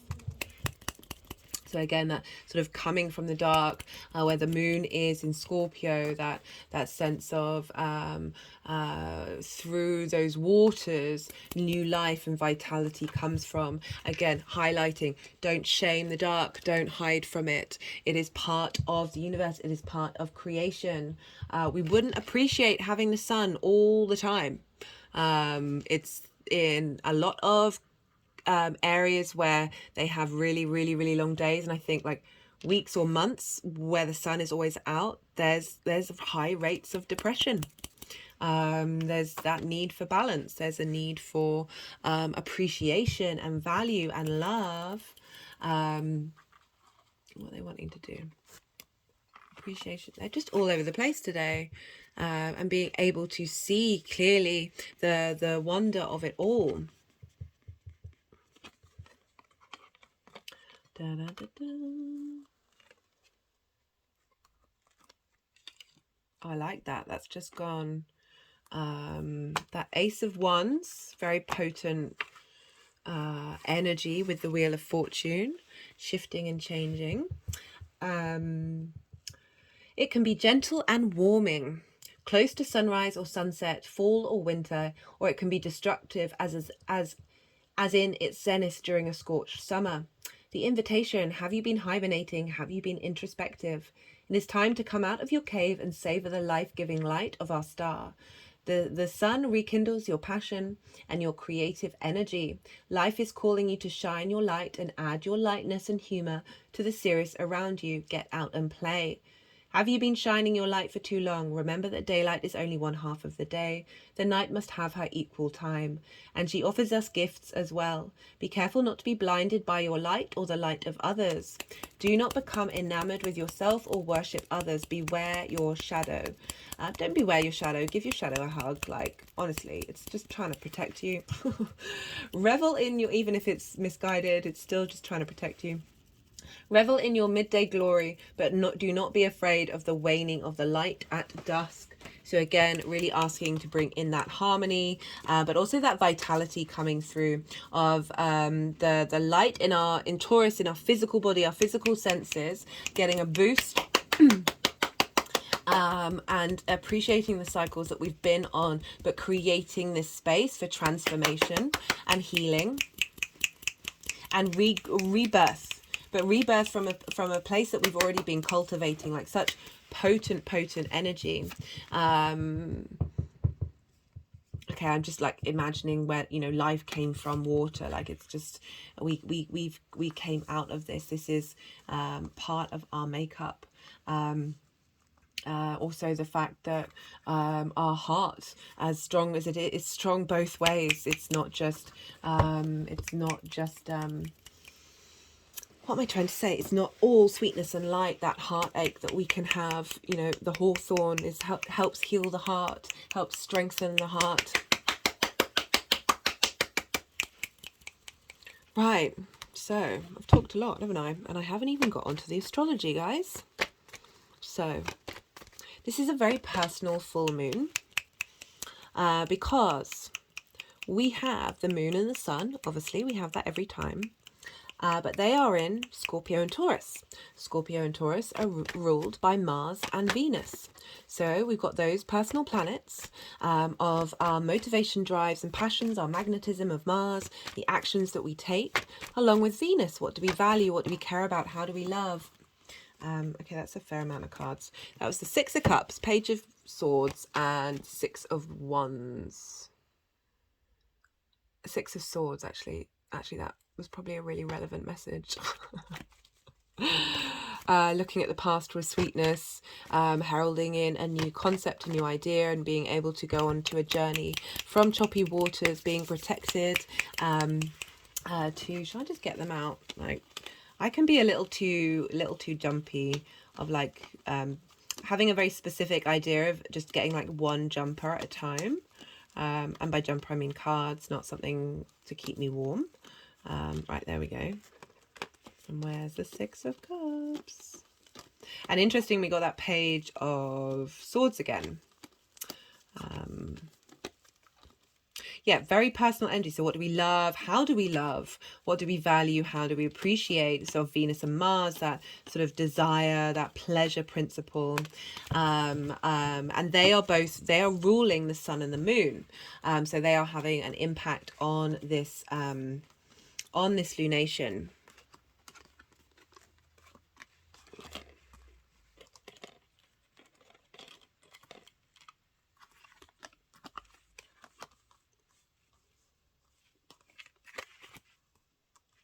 Can you see all of that? Yes, you can. So it's all a bit on the wonk. No, it's not going to work. Oh my goodness.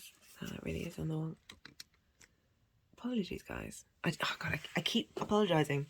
The Libra full moon series that I did, terrible. I'm sorry I exist was essentially the message from me, not the message from anyway. Right, we've also got Mercury in Taurus. So we've got all the personal planets. So all the personal planets go up to Mars. Jupiter and Saturn are more sort of social planets. I mean, they are very personal to us as well, but the sort of our day-to-day stuff, I mean, I think they're all personal planets personally, but traditionally these are all the personal planets, and they're all involved in this lunation quite heavily. So this is really about the individual. It's really about who we are and what we are and how we want to express ourselves on those core emotions of Scorpio in the social element, because it is it's the everybody else is in the individual signs apart from the moon and the south node of what we're talking about today. So we're very much in okay, we've got this sort of more balancing coming in, more rights being wronged, justice coming to the forefront, decisions being made clear. You know, this is a judgment is linked into justice, and it's kind of like if contracts have been broken, you come together and those sort of paying the dues of that. But it's more, I'm getting more that you know, in terms of the law, you know, contracts are law. They're a form of binding, whether it's you shaking your hand with somebody saying this is what we're going to do. In the past, that used to be your word was your bond, right? Like now we've got a more convoluted way of doing it. But it's essential, like these things coming into balance, and that's the end of it. That's the point. Once that order's been made, now you move on. Now you go on. Now things have rebalanced for something new to come in. Oh, love. Right, so this is going to feel very, very personal. So also we're dealing with a lot of water, and so we've got the moon in Scorpio, and the moon in Scorpio is traditionally in her fall. This is because it's opposite the sign of Taurus, where she's in her exaltation. So Taurus raises the energy of the moon upwards. You know, the moon can sort of be focused on your needs and like feeling safe and secure, and Taurus is like ruled by Venus, and Venus is like, hey, what do you like? Let me support you, let me help you out, let me provide you all of those sort of indulgences, rather than facing on like your emotional worries and concerns. Let me just like make you feel really good. And you know traditionally the moon is in its fall in Scorpio because that's ruled by Mars, and therefore opposite Taurus, of this sense of intensity, this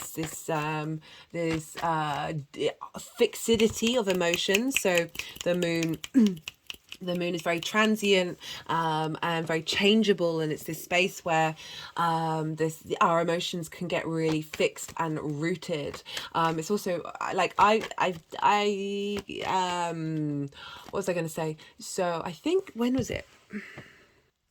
I just went back to my notes for the Scorpio new moon to see if I'd written down any examples of people who have their moon in Scorpio, because I'm a big fan of sort of breaking conventions, and when there is this sense of fall or depression in the traditional astrology, to try and break that out. It's not that, you know, Mars is currently in its fall and depression as well, and trying to break out of those stereotypes and work with those energies in a way that's actually facilitating them rather than rejecting them. I didn't write examples. I will find examples and talk about them in the introductions in the all 12 signs videos. So the moon in Scorpio can be incredibly intense, but it's very able to tap into high magic. Right, that core of your emotional, like as I said, your heart, the emotions that you feel, they are incredibly potent. They are very, very, very powerful. And that fixidity of because I don't want people thinking that their moon in Scorpio is the worst thing in the world. It's not. It's just a different dynamic that the moon is having to work with. And when we think of things from different perspectives and work outside of the box, and that's when the magic comes in. But it's really like acknowledging that the moon can get very stuck in its emotions in that space, being fixed water, and Mars of that sort of feeling on the defensive as well. But there's real power there of thinking long-term strategy of what are the core emotions of society, and in order to transform them. As I said, Sigmund Freud had his sun in Taurus and his ascendant in Scorpio, so he was really fixating on our response mechanisms and transforming our psyche in that unconscious space. I swear I came up with some examples of who was it? No, it's completely gone. I will talk more about that in the all 12 signs. But you know, traditionally got the lovers when I was not speaking. So traditionally the moon is in its fall and Mars is in its fall in Cancer, but the lovers card for me is about integration, which is what I was kind of saying, like we're trying to work with energy that we all have within us. We have every possible idea and concept within us, every energy, every frequency, all of it, and getting to understand those and know them, and be in that space of being able to integrate that all together in order to make the right choices. There is that strength of the moon being there, of going deep into things, of really knowing your core mechanisms that instigate the choices that you make. Some of us often make wrong choices in love because they come from trauma wounds that we've had when we were young. But the lovers card, as I said, that is about integration. I'm liking that's coming up again, but you know, that when I've been talking a lot about balance and a lot of things being in harmony with one another, but it is about being at a crossroads. And we've got the Wheel of Fortune as well, so there's a real shift here of us being open to change. It's the Gemini card, that's where Venus is right now, and just being able to make decisions that aren't fixed in that emotional core, that there is an opening up to a new dynamic. You know, we've also got the snake here, linking into Eve. That is linked into that choice of knowledge, right? Of knowing, not being in this safe space. That's, you know, Scorpio is not afraid to be at the edge of things, to take risks, to be bold, to stand up for people, to like really be like, no, that's wrong, this is, you know, where are the facts, why aren't you telling the truth? That is very much the energy of, you know, the avatar of Eve, the story of Eve, of that serpent, which did say like the scorpion energy, you know, comes from the serpent energy of that transformation, and that being open, eyes open, being wanting to see the truth as well. Secrets coming out around this full moon. Just thought they wanted to pick up the Emperor card. in terms of sort of representing hierarchy structures, places of authority, secrets coming out, being revealed, in order for us to make informed decisions around this full moon. So check out the news, also in your own life as well. Mars is in Cancer, so Mars rules the moon. And the moon rules Mars. Right, I've just finished my Mars in Cancer transit video, the final part of Mars's journey. So Mars has been in Cancer for a while now. And it's in the sign of the moon. So the moon, whatever's going on with the moon is affecting Mars, and this lunation we have the moon in Mars's sign. So they're both traditionally in their full, right? So they're both finding it a bit difficult to be in this space, but it doesn't mean that they don't have utter magic and wonder. Mars is really defending our intuition, helping us understand our intuitive response mechanisms, whether that, you know, it's been tempered by the fact that Pallas Athena, the asteroid of wisdom and strategy, has been in Cancer. And helping us really be able to work through whatever difficulties come up in terms of feeling perhaps emotionally frustrated, emotionally depressed, all of these things, but also very magical, intuitive, dream-like, our ability to interact with our dreams. And so Mars and the moon are in what's called mutual reception with one another. And so they're both in each other's signs. And so this means that the moon and Mars are facilitating each of their journey. And just got the Four of Pentacles showing power and strength and a sense of security in those two talking to each other. Like the moon does like security, and Mars is helping take action to facilitate that, in order to, you know, this card is, I think, has come up a fair amount recently in terms of being strong with your own foundations, your internal space, your emotional space, the flexibility, the instigating energy of Cancer and cardinal energy, feeding into that fixed Scorpio emotional state, the core, what's at the core of our society, and therefore at the core of you. You are getting this strength from Mars feeding into the moon, and the moon feeding back into Mars, of like, right, this is what we want in order to be autonomous. Mars is very independent, right? Very independent energy. Scorpio's very independent energy. I rate Scorpio so much. I know where I stand with Scorpio. Like, they just say it how it is. Like, my Scorpio grandmother would read me to filth at the most strangest times. But she was, you know, she wasn't wrong a lot of the time. More of her timing than anything. Like, I've had a lot of Scorpio energy in my life.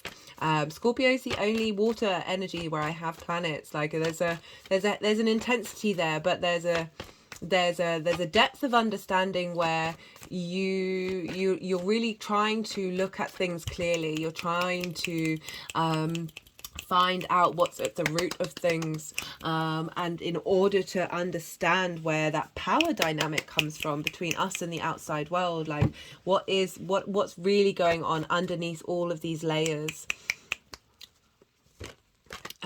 Right, so we've got the moon in a place that she's not particularly comfortable in, and Mars in a place that it's not particularly comfortable in. So this can, they're both in water signs as well, but it's this sort of tapping into sort of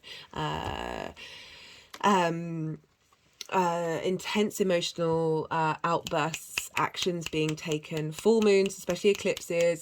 This is when unintegrated energy can really show up in our lives, other people's lives, society, and all of that is to help us understand what's not being integrated, or it's this sense of like things being in balance and you being okay.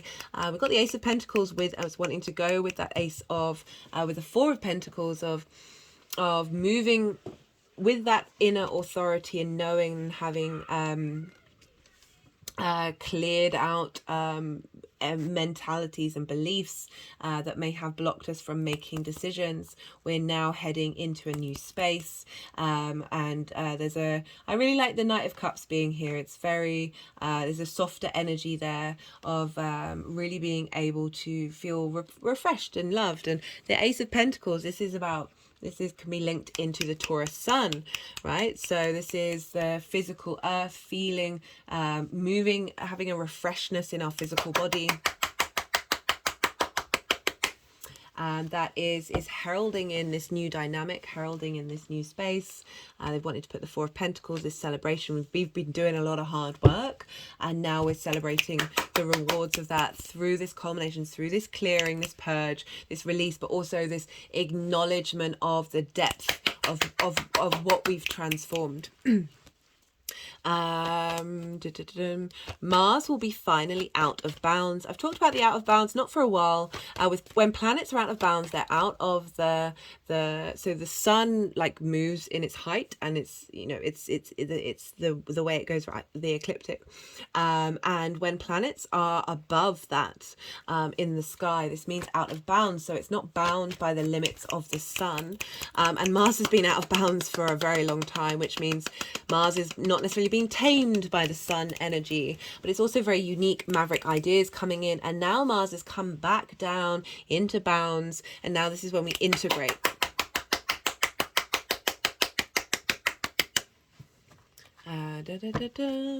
Venus, however, now has moved out of bounds, which I love.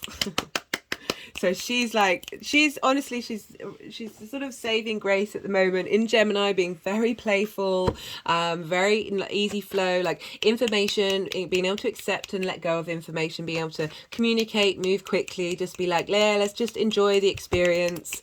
Why is everybody being so heavy? I want to have fun. I want to hang out with people. And she's out of bounds now. So really being able to appreciate that Gemini energy, the fastest sign in the zodiac, of information, ideas. How do you feel about them? How you like the enjoyment of collecting it, and then being able to let go and move on. That very playful energy is governing the sun. So we've got Mars in Cancer governing the moon, in the sign of the moon. So they're sharing each other's energy. And we've got Venus in Gemini, and that Venus is governing the sun. So there's playful energy of the sun. And remember, this is the moon is being eclipsed here. So the sun's got a lot more energy. We're sort of this sense of vitality that's coming in. There's a sense of how do we feel in our physical body. The sun's bringing illumination and light onto all of these eclipse seasons. It would have just come out of a cazimi with Mercury, and it's right. We're right at the middle point of Taurus of like, what do we feel? Are we enjoying ourselves right now? How do we feel in our physical body? Does it feel nice? If it doesn't feel nice, let's get rid of it. Let's go. Let's shine a light. Let's clear that out. And Venus governing that sun in Gemini, this playfulness of let's move on to the next thing. If I'm, just let's just change, go. If we're not feeling good right now, if it's not causing fun, let's move on. And I mean that in the most healthy, integrated way possible. Like not being dismissive, but just certainly being like, let's try and find some with this deep knowing and purging of intensity that the moon is highlighting. The sun's like going, great, we can do that, but let's smile while we're doing it. Let's enjoy ourselves. Let's feel safe and secure in our physical body, and be open to the Knight of Cups.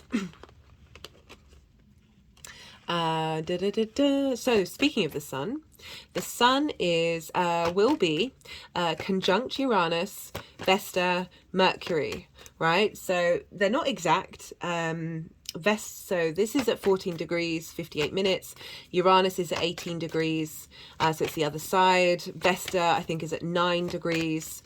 Vesta's an asteroid, and then Mercury's still retrograde, and that's at 8 degrees, and then the North Node's at 3. So they're all quite spread apart from each other, but still getting involved. Uranus wants us to break free, wants us to be our authentic selves. Vesta wants you to tend to the inner flame of your physical body, respect and honor it. She's really linked into sexual energy that is from a spiritual dynamic.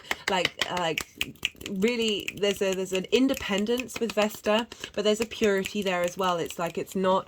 And I'm not trying to name or shame anyone, but it's very much about acknowledging that the power that you have in your creation energy is is phenomenal, is completely phenomenal. And there's lots of practices that say that there's certain ways that we may give ourselves away or engage in things will diminish that power. I don't necessarily fully agree with that, but I know that it's certainly an experience that a lot of us may have felt. And Vesta really wants you to tend to your physical body. Mercury's retrograde, so we're still revisiting all of this. This is an inward process. This is going deep in within, that our way of communicating is processing, downloading, and really like ingraining at this time. So that's all conjunct the sun, and that's all opposing the moon, right? So we've got all this powerhouse of energy in Taurus going, hey moon, hey, can we get on this page? Can we be on this page? Is this what's happening? Can it be what's happening? Right, so the moon has nothing near her. She's not, only the south node, and it's really quite far away. It's at 3 degrees. It's still close enough to be an eclipse, but it's that sort of moving away from the intensity of that purge and like really being able to breathe and understand what's nourished us, understand that process has tended to our needs, and we're able to sort of in rather than be in the thick of it, of being, you know, it's that the lightness of Earth's shadow, that we are, there's a subtleness to it and an integration to it that isn't as feeling as brutal as it could be. The moon is trine Mars, so not only are they in each other's signs, but they are trine one another. A trine is an aspect of Jupiter, and Jupiter wants to bring about wisdom, cohesion, a sense of expansion, elevation. It's about knowing yourself, and the more that we know ourselves, the more abundance and opportunities come our way. And I love how the moon and Mars are trining one another, which means that they are sharing resources. They're in water signs. Mars has really been helping us get to the core of our individual intuitive space, and it's feeding that information of what really motivates you into the moon, of what are we fixing into that core of Scorpio. And the moon is going, okay, right, so we've culminated something, we've cleared things out on an energetic level, on a subtle energy, and now that regrowth, that rebirth then gets fed back into Mars, of how we are then going to be taking action based on our personal emotional response mechanisms. The moon is also in conjunct Chiron. These are the only 2 major aspects that the moon is making. And Chiron is in Aries, a fellow sign ruled by Mars. So in conjuncts, they don't traditionally have things in common, but both of these signs are ruled by Mars. So it's bringing together an understanding from a different point of view, from a different way. In conjuncts, like it's just like it's about it's very maverick energy of it can be a bit awkward and uncomfortable, but it's like the magic comes through the fact that you realize we're actually all on the same page, but we're able to come at things from a different direction. And when we do that, we're bringing in different resources that are actually going to help facilitate us. So Chiron's been helping us out, figuring out how we want to be autonomous, how do we want to be independent, how that spark of who we are, that very matter of fact energy of right now, where are we going, what are we starting, where are we doing, what are we doing, I want to go do everything, and I kind of want to experience that by myself. So it's moving away from that needing someone in order to complete you, which can sometimes feel so counterproductive. Feeding in those wounds that we may have felt at not being able to be independent in relationships as well. Feeding into the moon at this time of completion, of being like, this is what we're releasing, this is what we're culminating, this is what we're letting go of.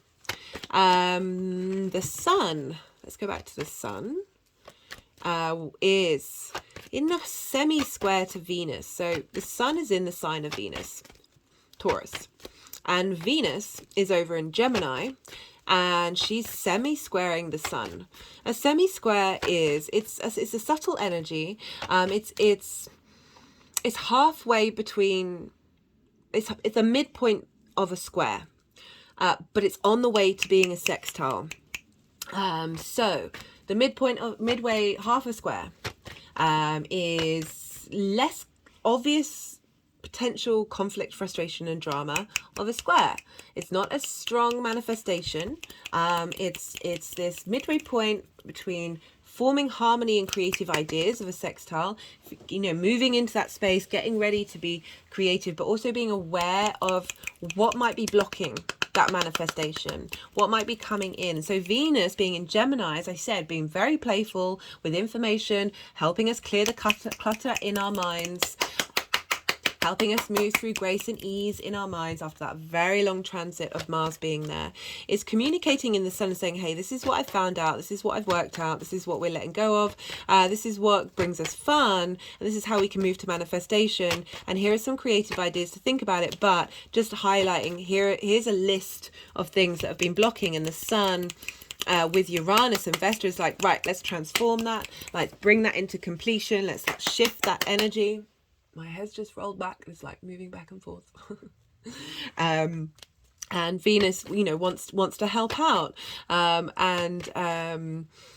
Also that's feeding into Mercury, because they are in each other's signs. So they're sharing stories with one another of being like, right, hey, this is what's going on. Because not only that, goodness me, Venus is making some very strong aspects. She is sextiling Jupiter in Aries, right? So this is a Mars-ruled sign, but this sextile with Jupiter, this is wisdom and abundance of Jupiter, this yes planet, this sense of wisdom and appreciation, integration and expansion, this guru energy coming in, communicating to Venus via sextile, creativity, appreciation, value, a sense of harmony coming in from that I spark, independent, autonomous spark of who you are, and everything that we've been learning through Aries, feeding into Venus in Gemini, bringing creative ideas of how, okay, how do we use this? What fun can we have here? And then that energy is feeding back into the sun. Right, so beautiful energy between the two benefics. Venus is also squaring Neptune in Pisces. So this is the mystical, the magical, the unconditional love, the everything all at once, the space for fantasy and illusion as well as delusion, the different realities, the different timelines. I talked about Neptune in Pisces a lot in the Mars in Cancer transit video, and I re-mentioned when I was doing the research for Saturn in Pisces that Neptune's been there since 2011, and it's linked into the film industry, right? So it's bringing a different reality into your own, and how the major films that have been popular with Neptune being in Pisces are the Marvel series, and the Marvel series is about bringing different people from different realities to come and fight the world, come and save the world. So what does that mean for us in this lunation? Well, Neptune's in Pisces, so we've got all three water signs activated. And so Neptune is that Piscean magical space, that changeable space. And it's in a square with Venus. Squares can bring up conflict, drama, frustration with your relationships, seeing things that aren't there. However, let's flip that energy. Manifestation is a square energy. Friction. We need friction to create things in this 3D linear time frame, right? So we've got this capacity of bringing in different realities. Just got the Mars card, the Tower card come through, bringing in different realities. Pulling down authority, pulling down the wounded masculine of the domination, and that is in all of us. That is not just that's not gender specific at all. Please remember that whenever I talk about the feminine and the masculine, it's in with all of us. So pulling down that different reality, again, secrets being revealed, the foundations of those power structures coming, like different ways of working with them, whether you engage with them or not, whether you're free from them, of like, what is it that you want to bring in? This is when we think, this is when we bring that intensity and transformation energy of Scorpio into play here. But back to Neptune with Jupiter, with Venus. How do we manifest those different realities? How do we get the Avengers on board? Just got the death card. Letting go, transformation. Structures that didn't serve us being transformed, realizing that it is a difficult process, but there is light at the end of the tunnel. Remember, the sun comes up at the back of the death card, tapping into the different messages, because there's two messages coming through with this card, of our own inner sovereignty, our own power, our own wisdom, and the strength that we have to combine these different parts of who we are in order to feel that lust for life, that joy of life, that fertility, that beauty, that wonder, despite the chaos that's going on around us. So very powerful energy here. And Venus is also square Ceres. Ceres is an asteroid. She is the goddess Demetra, or Ceres in the Roman mythology, and this is the goddess of the harvest. Now, you remember I said I talked about Beltane, about how the sort of more independent feminine energy gets there's an interaction, and the fertility goes into the earth, and she turns into this grain mother, this space of abundance, this space of being open to the engaging with society, and the general abundance of the quantum field, that ability to cultivate and bring something forth into fruition. And Ceres is the goddess of the harvest, and we've got a square here, and Ceres is retrograde in Virgo, right? So internal healing, internal health, nourishment inward. Virgo, very healing energy, how we talk to ourselves, what it is that we need, facilitating, streamlining, engineering the internal space. Between Venus, what do we love and appreciate, bringing harmony, creative ways of manifesting abundance inward. Hi. Right. So, what's going on with Mars? Because what's going on with Mars is impacting what's going on with the moon. And Mars is conjunct Lilith. Lilith is another celestial being, celestial body, and she very much represents, if you don't know the mythology, well, one of the parts of Lilith's mythology is she was the wife before Adam, and she refused to do as Adam said in the bedroom. It's very specific. Go check it out. She wanted to be equal. She wanted to be able to express herself and do what she also wanted to do, as well as what Adam wanted to do. It wasn't that she just wanted to do it all herself. She just wanted to be equal. And she was I think she left. I must remember that. But she also, in a lot of other, throughout the ages, she was blamed for premature births and cot death. Essentially, something that we really struggled with as a society, and it was a very sort of understandable thing for the human being to blame something. Okay, they're going to the stag, and it's just, I think I talked about this in the Scorpio new moon. Oh, I did. It was there was a picture of someone in the military, and it was an exhibition called War Games. Yeah, I've forgotten I talked about this. I don't know where that's gone. About how the personal response mechanisms come from collective behavior. Men traditionally have had to go to war and be sacrificed, essentially, just time and time again. As I'm not denying that women throughout time have suffered their own experiences. Please don't get me wrong. I'm never diminishing the other story by speaking about should not be sides, from one point of view or another. Just the agape, the openness, be aware of the there is so much collective trauma in the individual that comes out in ways that is heartbreaking for every possible version and incarnation of the human form. We are not isolated beings, even though we are, but we also very much not.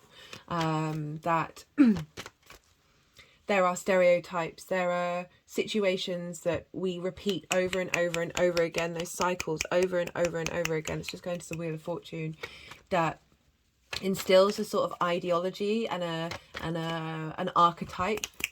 I always try and break the I understand that archetypes are there for a reason, but when I work with the energies of the planets, like I really try and look about how have you evolved? Are we, you know, how has this changed? Like, let's try and break those cycles. Right. So Lilith was blamed for these things. And Lilith was also blamed for women wanting to be independent and not being bound by marriage. And then would be blamed, the women would be blamed for the men deciding to engage in that sort of freedom, that openness, that like the society and the structures that are here are both good and both bad. Like everything, it's a tool. It's what we do with it. And you know that in order for civilization to thrive, it needs families. It needs people in a set space, so they are tied down with longevity and producing children in order to go out and keep that economy going. That's just facts. It doesn't deny the wonder and absolute beauty of being in that environment. But what gets me is when other situations, other ways of being are shamed for that dynamic. I completely understand why Lilith was used as a scapegoat. And I thank her for that energy of holding that space. My hands are over my heart chakra, of holding that space for the pain and the frustration that people have felt in response to those situations. Of course, those things are difficult. I can't remember why I went onto war. It's because they kept going over to the wounded stag, you know.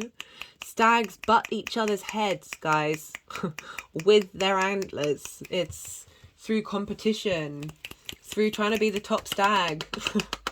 So they can be the ones impregnating all the deer. Like, it's part of our nature.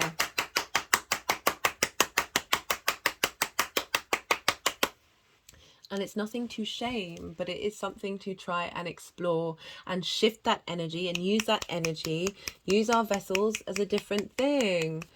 That internal power, that internal foundations that we have within us, that God, that spirit, you know, this is behind Kairos. Let me read from that. Oh, this has been a bit of a roller coaster, this one. Mythic time, synchronicities. We have all had the experience of timelessness, of life beyond the ticking of the clock. It may be felt as time standing still, slow motion, or losing track of time on a walk or a lovely conversation. This is known as mythic time, and it is the territory of Kairos. I hope I'm saying that right. This card suggests there is a secondary time continuum that goes beyond any earthly clocks and schedules. Within this non-linear realm, we are accessing divine timing. It's within all of us, guys. That intuition that Mars is really helping us cultivate, helping us, you know, make sure that it, like, a lot of our intuition is blocked because we've got limiting beliefs and trauma that, like, imagine that intuition right at the root of your soul is trying to get out of your body and get you to notice it. And it's got to go through all these different energy structures in that vessel that we are in, that we signed up for, in my opinion. But, you know, we also signed up for the process of moving through those and be conscious and be mindful and clearing. But we're also getting such a boost from the universe to help us out at this time. Thank you. So grateful. Within this non-linear realm, we access divine timing. A single moment ripens with auspiciousness, and our actions change the trajectory of a whole life. Time becomes a living thing that watches over us and tells us precisely when to speak or act. When this card appears, it is all about patience and precision. No clock can guide you to wait for the rush of inner knowing and not a moment longer. The word evil comes from the root unripe. Consider that everything has a time of ripeness, when it becomes a nourishing fruit, sweet to the lips. You know, Kairos or Karos helps us link into that divinity, that understanding that we there not only do we have, I mean, we are that divinity, and the more that we understand our own power from a very internal strengthened space, the more we're not knocked off our perch or seeking things outwardly and cultivating our inward space, the more that we open up and get in touch with our own frequency and our own expression of divinity in this individual form, the more that those synchronicities come charging in the world around you. And yeah, giving, well, no, the last thing that I was talking about was Lilith and Mars, right? So they're conjunct at this time. So that independent energy of Lilith, of like, I have the strength of autonomy of myself, and being able to embody this way of being very independent and going your own way, that shouldn't be something that is separate from engaging in society. You know, justice is the Libra card of social harmony. These things should work together without diminishing that. And I like how Lilith is conjunct Mars, so that energy, that independent energy of especially linked into the reason why Adam wasn't very happy with her, in terms of that Scorpio energy feeding into the moon. For any of us who may have been in a situation that hasn't represented the fact that we are all equal, we are all universal divine versions of the universe in our relationships in that way. Lilith, I feel, with that trine to the moon, is helping give wisdom and understanding and an elevation and expansion of you being able to embody that, her Lilith energy, without it separating from the community, without it separating from the wider civilization. These things should work together. It's got the Knight of Swords, being able to defend yourself, defend your internal space, the speed at which this can come through. Very fast, independent energy, wanting to go with this Four of Wands of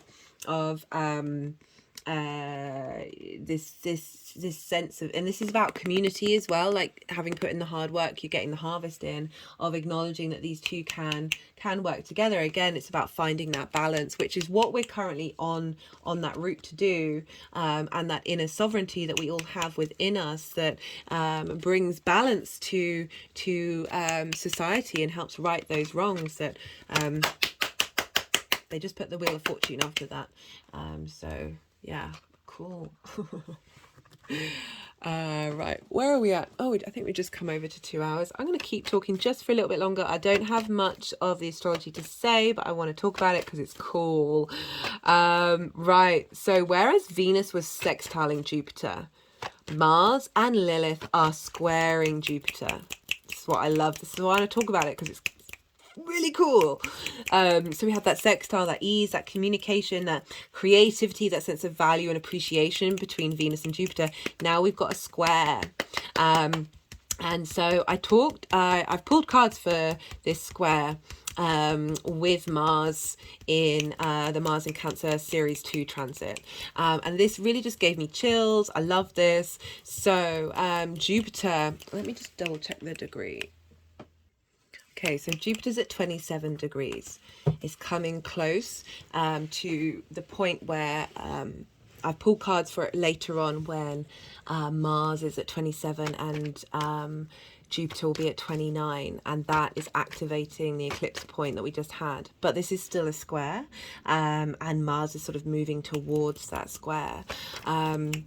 And so Jupiter, wisdom, elevation, a sense of expansion, but also this sense of ease and generosity here. Squaring Mars, which can bring up conflict and drama and frustration. These things may show up, but it's also this powerful manifestation energy of bringing things into reality. That Aries energy of that independence, but wisdom of that, feeding into Mars, your emotional responses, the intuition that may be blocked there, the trauma that may be blocked on a very personal level, feeding into the moon of your core emotional spaces, those things that are fixed, being able to get the wisdom come in of that individual space of who you are. So again, really, really powerful for this culmination energy of getting the wisdom and support, and it's in the sign of Aries, so it's they're all combining with one another, of really highlighting let's help set free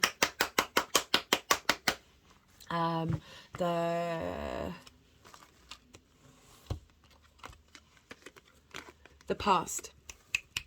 So we've got the Death card wanting to go with the Six of Cups. This is about, with that wisdom and generosity of Jupiter, of not holding on to grief, holding on to frustration, holding on to pain.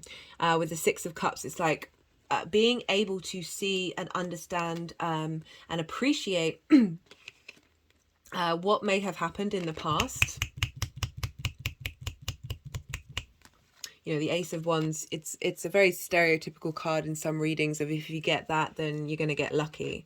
And the fact that it's sort of moving around with these cards, the Six of Cups, which is appreciating the past, a gift from the past, but being able to look at the past sweetly, with the Death card, and with everything that I've been saying.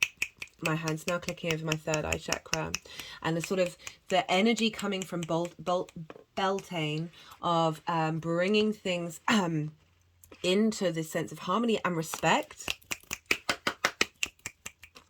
That is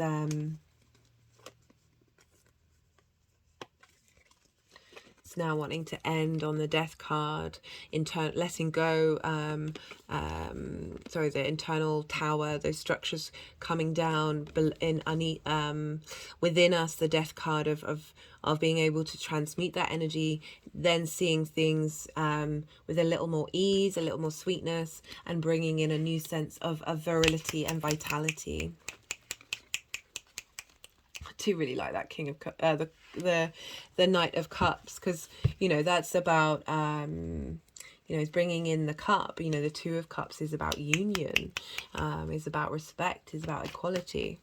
Right, so the wisdom of Jupiter, being able to see where your individual autonomy is now being brought into fruition with the sweetness of the cups, because we are also dealing with Venus here. And Mars and Lilith are also trining Neptune. So whereas Venus was squaring Neptune, now we've got a trine with Neptune with Mars. So this is, again, aspect of Venus, Jupiter, bringing in wisdom, a sense of elevation, a sense of incorporation, and then expansion, a generosity, easy, free-flowing energy. So, yeah, there's that, all the water signs are being activated. And so we've got Neptune, again, like I said, bringing a different reality into your own existence of how your motivations and actions are going to take form, and understand the wisdom of those motivations from a space of unconditional love, and bringing that energy, and then all of this is feeding into the moon, right, where that intensity there, you're able to feel supported, feel loved, feel that that this new dynamic of what motivates you, what drives you, is coming from that space of unconditional love. That it doesn't mean that there isn't intensity, it doesn't mean there isn't depth, but it's not blocking you from being able to do and be who you want to be, in a soul integrated level.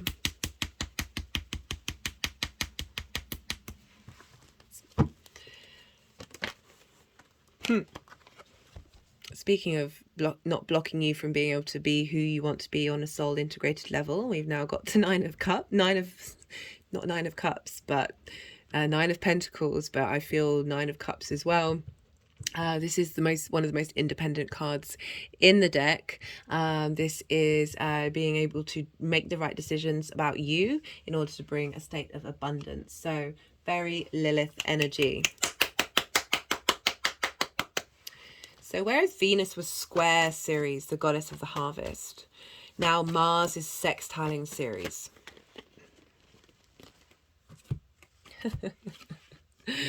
Oh my goodness, what did I say? 9 of Cups. That the two of those together, that sense of gratitude of your existence, and also the steps that you're taking are leading you to bring in your own internal wish fulfillment. I was talking about the sextile with Ceres. We've got the Knight of Wands. So Ceres in Virgo, that healing space, that inner nourishment of self. The Knight of Wands, passions coming in through that healing in Virgo of like your emotions being able to feel lighter in your passion, like in the way that you're able to express your passions.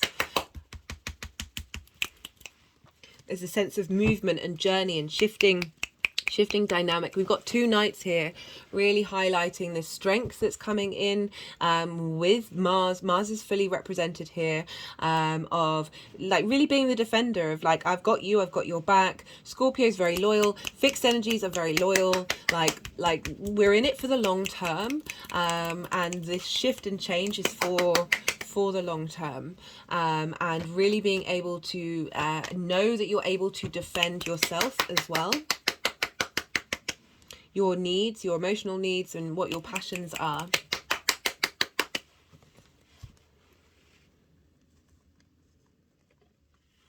Cool. It's so funny that I said 9 of Cups and then there it was. Right, Mars is squaring Chiron. So both the Mars and the Moon are making aspects to Chiron as well as to each other. So Mars squaring Chiron. This is again helping clear out. You know, it might be conflict, drama, frustration, all of those things. Like it could hurt. This Moon could hurt. Apologies. My hands just went over my heart chakra, which meant I wasn't able to stop the video, which I'm going to do because I think I need to drink some water. Right, what was I saying? So, yeah, it could be a painful moon. There's no getting around all this water energy, and we're dealing with Mars here. We've got Uranus close to the sun. We've got Mercury retrograde, which lost in translation, things not necessarily going right.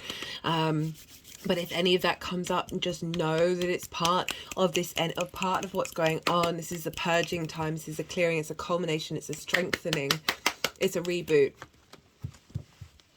My body just sort of sank down and then went straight back up again as if it had been rebooted. So Mars is square Chiron, and they're in cardinal energy. They want to start, they want to fix, they want to go, they want to lead.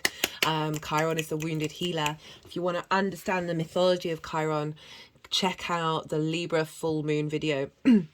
Where the sun was conjunct Chiron, and I break that into more detail. Essentially, Chiron was abandoned and received a physical wound from a friend by accident. And these things are both the physical and the emotional and the spiritual, cause wounds that sometimes take a very long time to heal, if they ever do.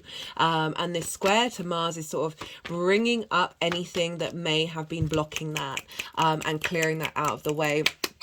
And also using, you know, Chiron being the master teacher here of how are we taking action to express the medicine that is in the poison.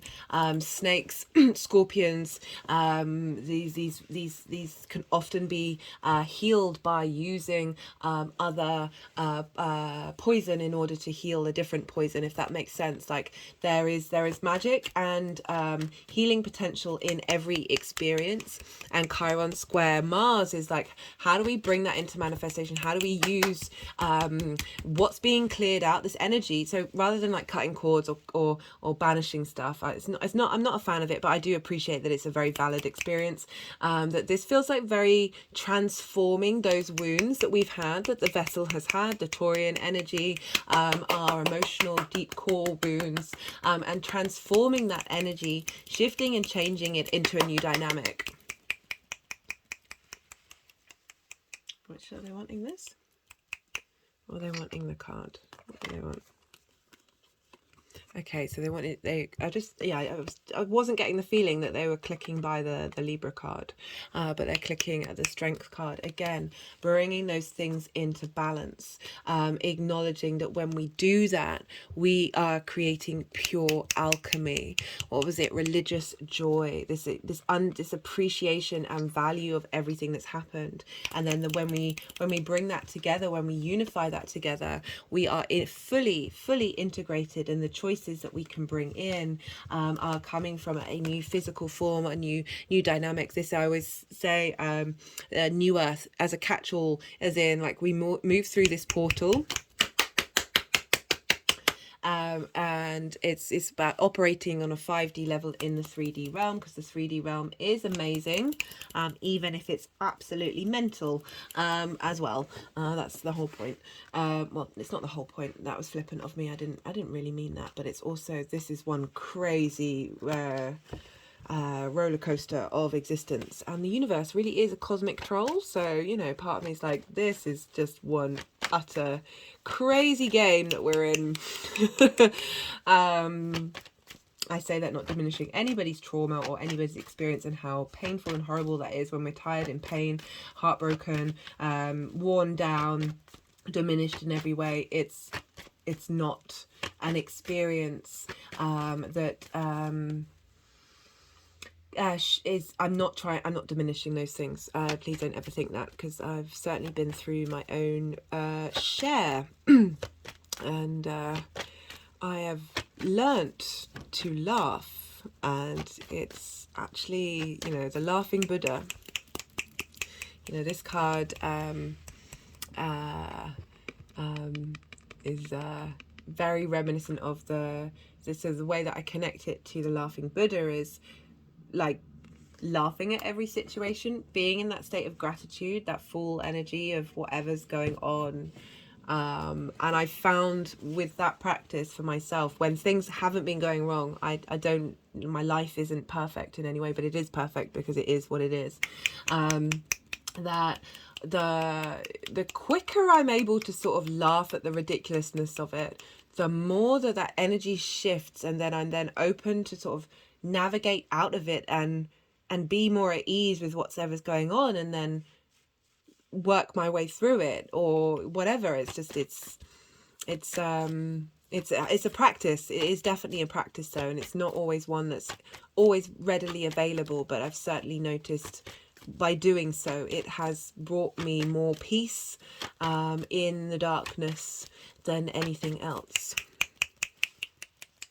And this is why I say, like, Venus, she's pretty much one of the shining graces in this lunation, because this is a heavy lunation, and Venus is just chilling in Gemini, going, okay guys, you're taking life too seriously. Everyone needs to wind their neck in. Can we all go have a bit more fun? Right. Okay, I know I'm being flippant, but I'm also being very real. Right, speaking of Venus, she's in the sign ruled by Mercury. So Mercury is governing what's going on with Venus, and Venus is governing what's going on with the Sun. Mercury is in Taurus, is retrograde, is revisiting things. However, what it's doing is sextiling Saturn. Hey, Saturn! In Pisces.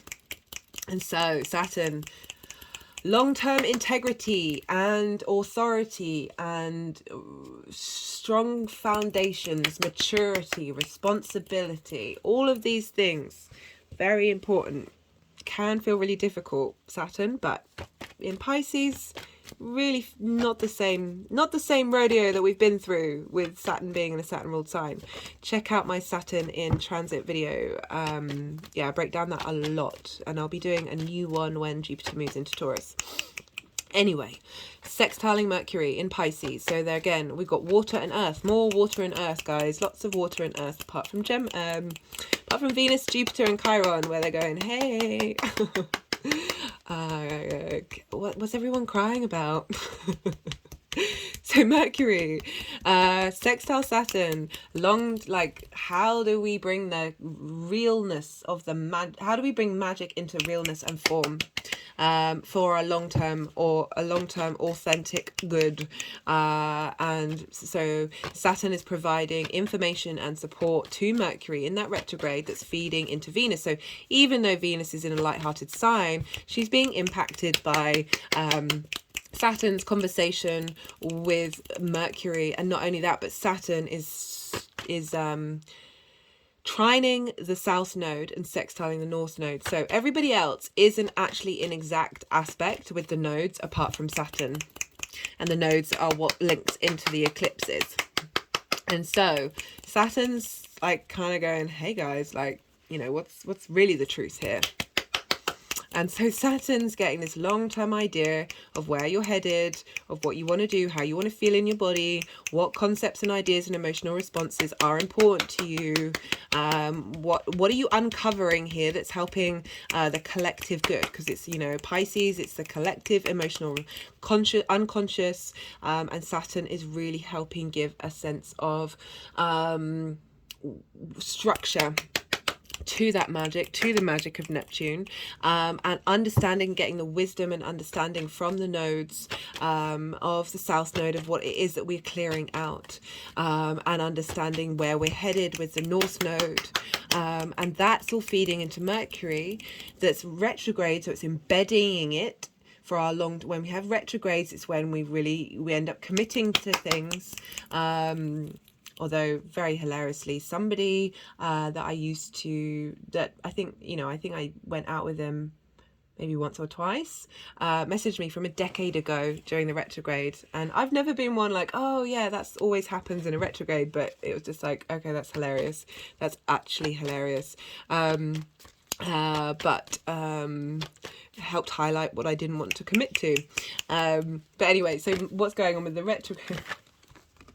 What's going on with the retrograde? I talked about the Two of Cups. It's got the One of Cups, which is the ace, but the next is the Two of Cups, that union. I'm so happy this came out.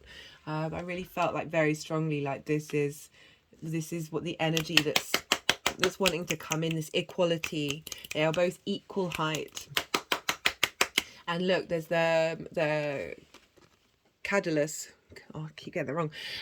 Which was the staff held by Mercury, which is the symbol for doctors. So healing through this balance and this equality. And that came out when I said what I was willing not to commit to, which implies what I am willing to commit to from a part of my life that was a long time ago, but certainly has its scars. So Saturn is feeding all of this into the retrograde, and so this wisdom, this felt body sense with Mercury in Taurus of clearing out those really fixed, blocked things in our body, is talking to Venus and saying, hey, what are you saying to the sun in order to help us process this information quickly so our body feels good in the long term? Thank you very much, because Saturn's finally weighed in and got involved in this lunation. Oh my goodness me. Right, okay, so that is all of the astrology. There's a lot. There was a lot. I had a lot to say. A lot came out. Secrets will be revealed. So often with Scorpio, with eclipses in general, but with Scorpio as well, it's like, oh, that was the reality all along. I mean, I say all the time, guys, question everything, question yourself, question all those narratives. Everyone's got an agenda. I've stopped getting so involved with the outside world as much as I was, mostly because I'm bored by it, because everything that's being kind of said now is just a continuation of things that people who you might consider wearing tinfoil hats were saying 2 or 3 years ago. Alternative media was saying a year and a half ago about everything that's going on right now, and certainly so little of the actual truth is coming out. And I get why. I totally understand why. It's just very disappointing. But also, what are you going to do with that information? Let that war economy keep going, guys. I mean, I don't mean that at all. War, what is it good for? Oh, well, feminine equality. It always makes me laugh that people think the suffragettes were the reason why women got the right to vote in the UK, as well as got more job equality. It wasn't. It's because of the First and Second World War, where half the male population died. You know, we're dealing with war again. We're dealing with war now, and it wasn't until there was like, oh, okay, they've shown that they can actually do things. Those dear women, and now we don't really have enough people to do what we need to do. We better let them in. Oh my god, the social hierarchy of structure of power is just right. Yeah. Speaking of power, speaking of structures, let's talk about the coronation. This is fascinating. This is fascinating because this either they've got an astrologer or astrology's creepy. Or both. I need to find a better word than creepy, because I don't mean creepy. I mean, I do mean creepy, but also I mean completely, utterly mind-blowing, amazing, or inspiring. Just this beautiful network matrix that we're in of all these energies moving around and around and around and around and around and around and around and around and around and around and around and around and around, and we, whether we're conscious of it or not, are governed by them. We're also not. I know underneath it all, we're also very much not. And we signed up to be in this rodeo. Right. On the 6th of May, the day after the full moon, they're not something, do they want cards to come out for this? We have the coronation of King Charles III. Why is this interesting? Well, because it's happening the day after an eclipse, and because the chart of the coronation is very much linked into Charles. He's no longer the Prince of Wales, King Charles's birth chart. So Charles's birth chart, I will be putting these up on my community page as well as my Instagram if you're interested in this kind of thing. Charles's birth chart, he has a Leo ascendant at 5 degrees. He has his south node in Taurus, so the 10th house of life purpose, at 3 degrees, south node at 3 degrees. He has his moon at 0 degrees of Taurus, so conjunct his north node. His mother, Queen Elizabeth, had her sun at 0 degrees of Taurus. Now, the reason why this is interesting in terms of this is, right, there's power in Taurus. There's long-term earth energy, stable, fixed. Go watch the Sun in Taurus videos. I talk about that a lot more. But there is that sense of holding on to something, of being able to continue something for the long term. These eclipses that we've had in the fixed signs have been breaking up this fixity that didn't serve us on a personal level. Right, so he's got his moon conjunct his north node, the Chariot. I think that's in relation to what I was just talking about, of things, of fast movement. These eclipses are fast moving. We're now aware of what we have and who we are and what's important. We're in balance again, that yin and night, and we are able to weather any storm. Sorry, I just had to drink some more water because I had something stuck in my throat. I was talking about Taurus. Taurus rules the throat. We're able to weather any storm. We're in balance, appreciating of the situation, because this figure, there aren't any reins to guide the chariot. They know them. They are in their own power. This is the Cancerian card as well. There's this sense of being able to. There's movement changing. It's shifting. It's going quickly. Things have been broken up. There has been a shift of energy or in the fixed signs with this eclipse. Right. Let's go back to the coronation. So, moon, 0 degrees of Taurus. North node, 3 degrees of Taurus. Now, the chart, so the coronation is on the 6th of May between 11 a.m. and 1 p.m. The whole time of that, the ascendant of that chart is in Leo. So it's matching Charles's chart. The North Node is at 3 degrees, the same as his chart. So where you're headed, big new beginnings. This is following a Scorpio eclipse. So it's realizing that we're going through this new portal, coming out the other side with something different. So the chart of the coronation, the midheaven starts on his midheaven. So he has his midheaven at 13 degrees of Aries. And this is trining the ascendant of the coronation chart. Sorry, I know this is a bit complicated. But so he's got 13 degrees of Aries midheaven. The start of this coronation will start on his midheaven, will conjunct his midheaven. The midheaven of that chart will conjunct his midheaven. And it will finish, the midheaven will finish conjunct the sun. Not his sun, but the sun itself. So it's kind of saying we are moving from one space and we're shining, you know, the sun traditionally used to be linked into the king. And so the midheaven is finishing on the sun. Hilarious, utterly hilarious. What have I just written there? Yeah, so the sun is at 15 degrees of Taurus, and he has his Pluto at 16 degrees of Leo. So he has Pluto in his first house with his ascendant, and this squares where the sun is going to be on the day of the coronation. Transformation, power, this sense of rebirth, rebirthing the king. You can't really get any more literal than this. What else did I want to say? Right, he has his sun in Scorpio at 22 degrees. I just wanted to mention that because it's sort of saying, well, that's it, because the moon, the moon will be on his sun. The moon will be on his sun. So again, like the combining of those two elements, because he has his moon in Taurus, and now the moon is going to bring his sun into this on where the North Node is.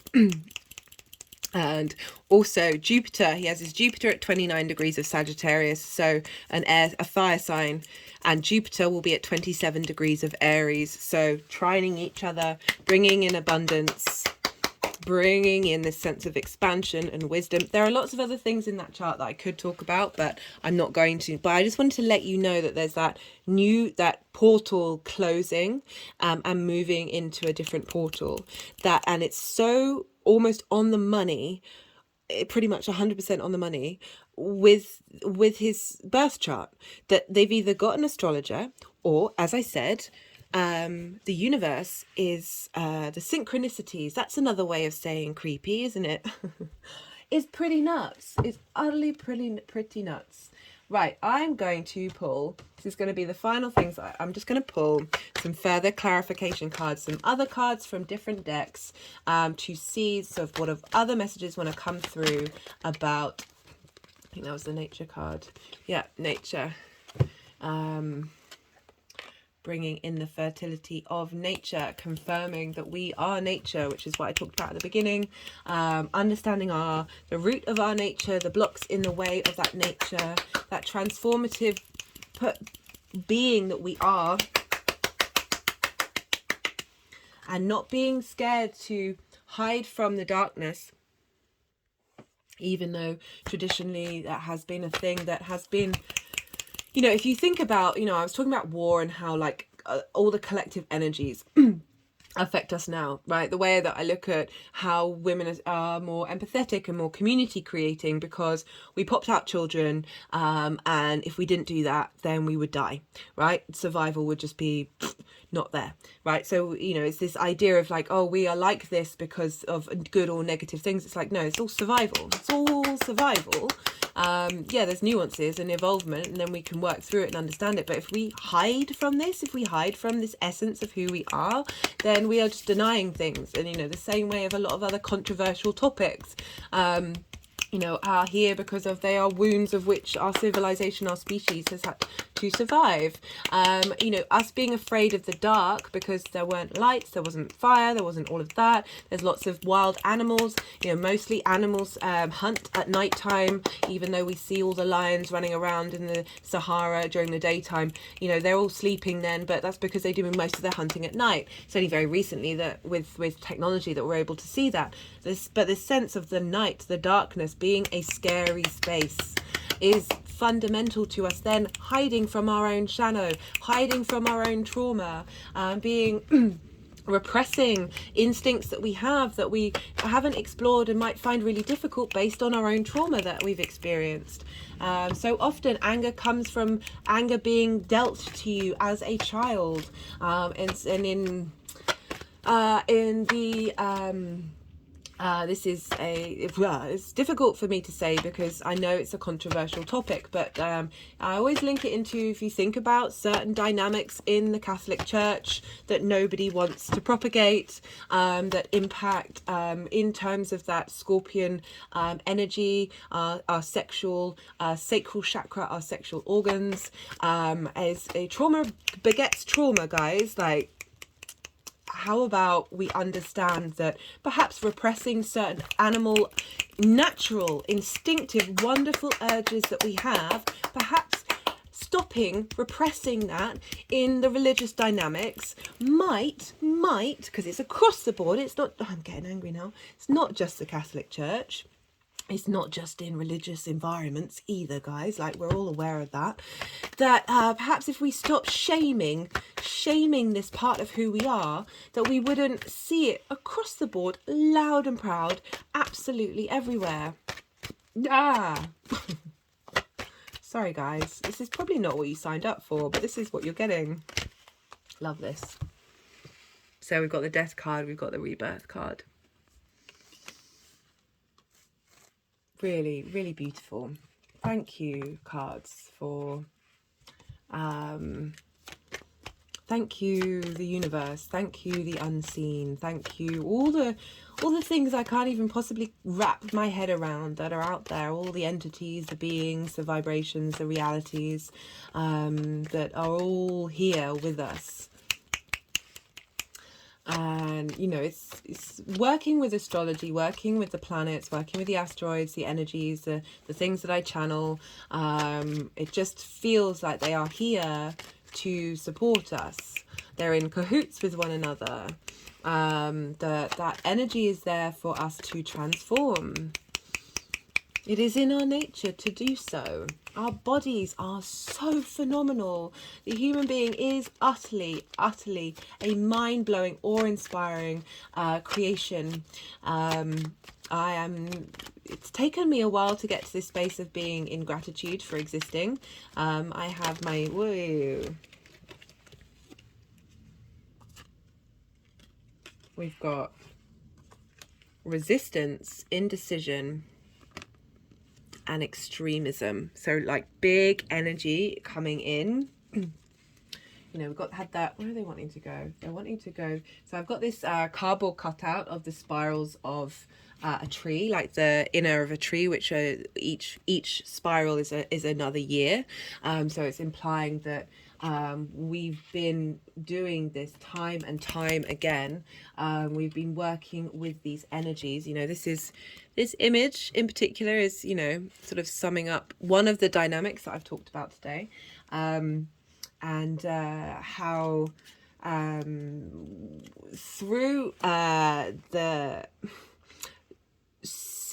society structures, as I say, schools are factories, guys. Like, there's critical thinking isn't taught anymore. Why is that? Why is that? Because they don't want us to be inquisitive. They don't want us to question everything, which is why I rate Scorpio energy so much. Like, you're willing to explore and be fearless while still, you know, being paranoid. But that's part of it. That, you know, there's this, you know, if we are just, they're really wanting to put those cards. I've got this other talisman that as energizing that cycle of woods, of helping heal those cycles, helping heal these energies that we have gone through and that we are still in. Those understandable why we are here. They've just gone behind the Lovers and the Ace of Pentacles. That, interestingly, that indecision card, wanting to go behind the Lovers, which is about a crossroads and is about being able to make choices, being confident in yourself, to make decisions that support and nourish you. Right, okay, let's see what else wants to come through. I'm going to do the first light tarot. I will be doing an all 12 signs video series on this, guys. I'm hoping to record that tomorrow, which will be May Day. Tap into that Beltane energy.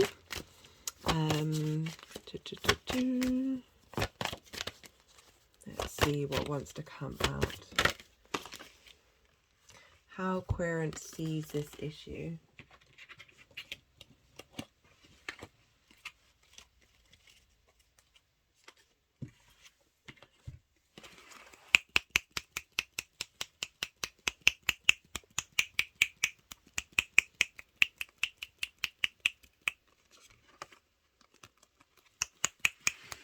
Wanting to go with the rebirth card, bringing in a new tangible 3D realm, how we operate in it from a 5D space. That's what's being revealed. That's how we are able to see this energy. Cool. Let's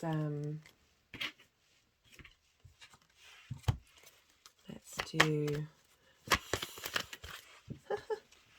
I was just about to say let's do final message, but I think they were like, we wanted to do more than one card from this deck.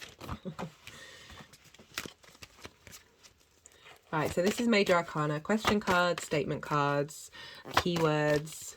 Let's see what wants to come out for us all.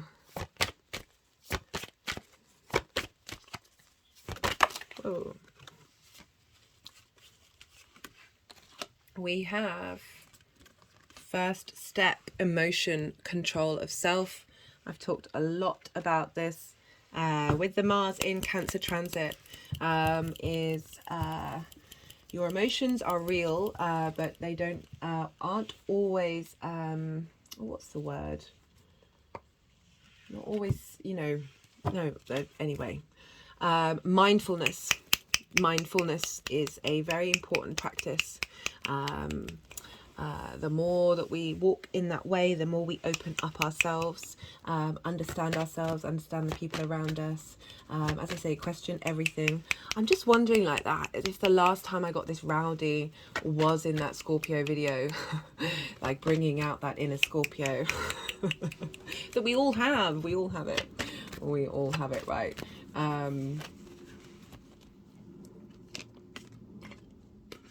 Yeah, the more that we bring that into balance, remember we had the strength card as well, the more that we're able to make decisions that help bring in a tangible feeling of feeling good in our bodies.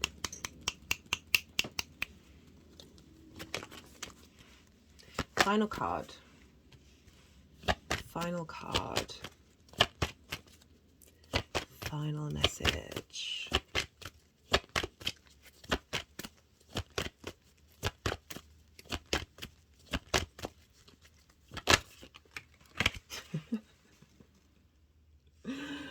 I love this. We've got financial discipline, guys. Interesting.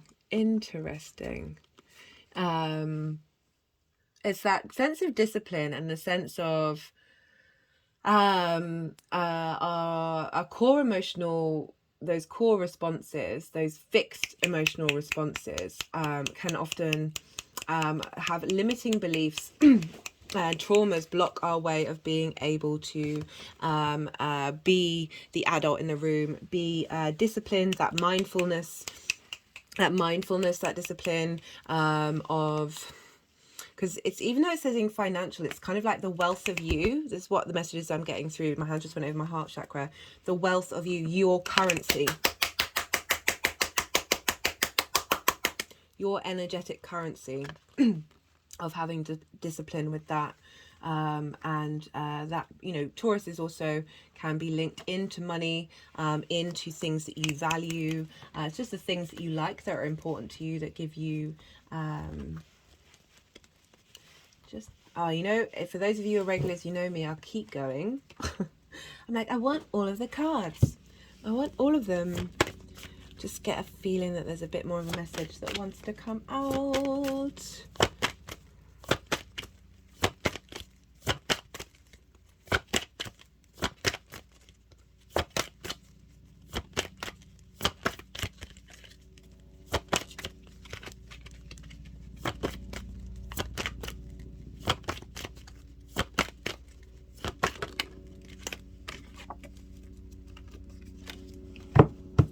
That was the obstacles card, and it's like, well, I think we've talked about those. Can we have a card that's telling us something that adds to the message rather than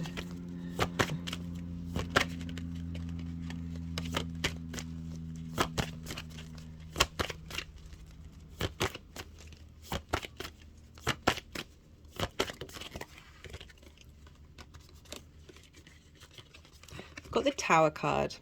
Alarm, storms, electrical impulses. Oh, my body just shook at that. You know, the Tower card for me, as well as being Mars, is also Uranus. And Uranus is really in the 3D physical form of Taurus, of really, with Mercury retrograde, they're really doing a number on our physical form in the best possible way of clearing out, impulses, that are stuck in our physical body, and that is often not only just our personal trauma experiences, but the past lives. I mean, that message keeps coming out time and time again. Remember, we got the Earth Star activation card come up, and but it keeps coming out time and time again that we are in this huge phase of integration and understanding, and being open to those dynamics, to those frequencies. Got the Magician, performer, creativity, illusion, power, but it's that creative energy, that ability with these new resources of coming in, understanding the strength of who we are and the wonder of who we are. We are all the magician.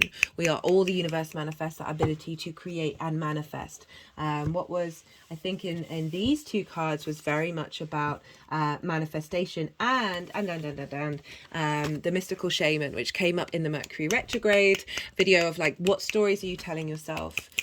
Can you just be a blank slate and be open to the wonder of you being able to express from a very pure, not pure, but a very open space that isn't blocked by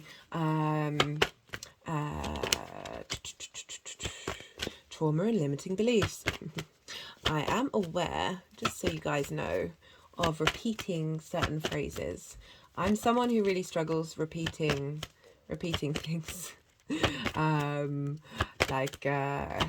But I do appreciate that it's important to do so.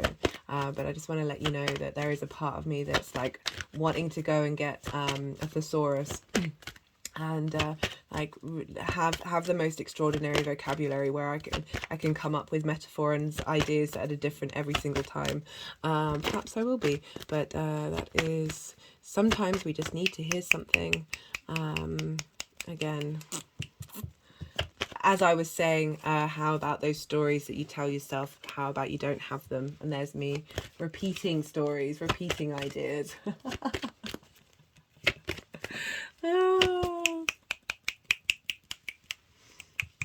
Right. I know I said final message a while ago. But they keep pulling me to decks, and they're like, no, but we want to say something more. How long have I gone on for? Oh, 3 hours, guys. 3 hours. This was supposed to be a 2-hour video. Right. Just like I always tend to know when it feels hard harmony, bridges, joys, when it feels right to end and I've not got that feeling.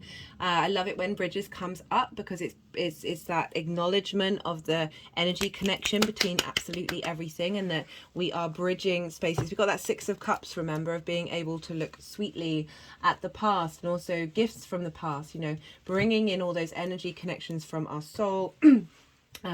From past experiences, from our ancestors, and being able to bring this energy of joy through and really cultivate, I was about to say creativity, creative energy, creation energy, from a really beautiful, harmonious, but respectful, explorative enjoyment, that vitality, that potency, that creation energy, that joy of existing in the 3D form.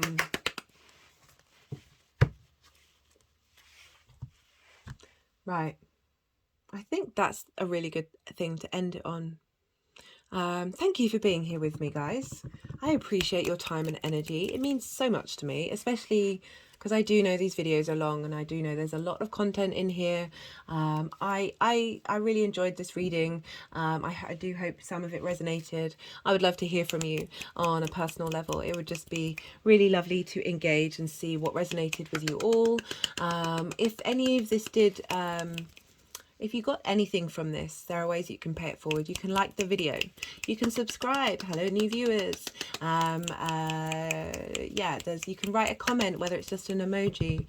These all things help the algorithm because it's a small channel, so obviously it doesn't get a lot of traction, but if you want this message to sort of go out further into the world to people who might not have come across it naturally, then those are the things that you can do. But as I said, on a personal level, I would just love to hear from you. But be good to yourselves, guys. Be good to those around you. And most importantly, be well until we meet again.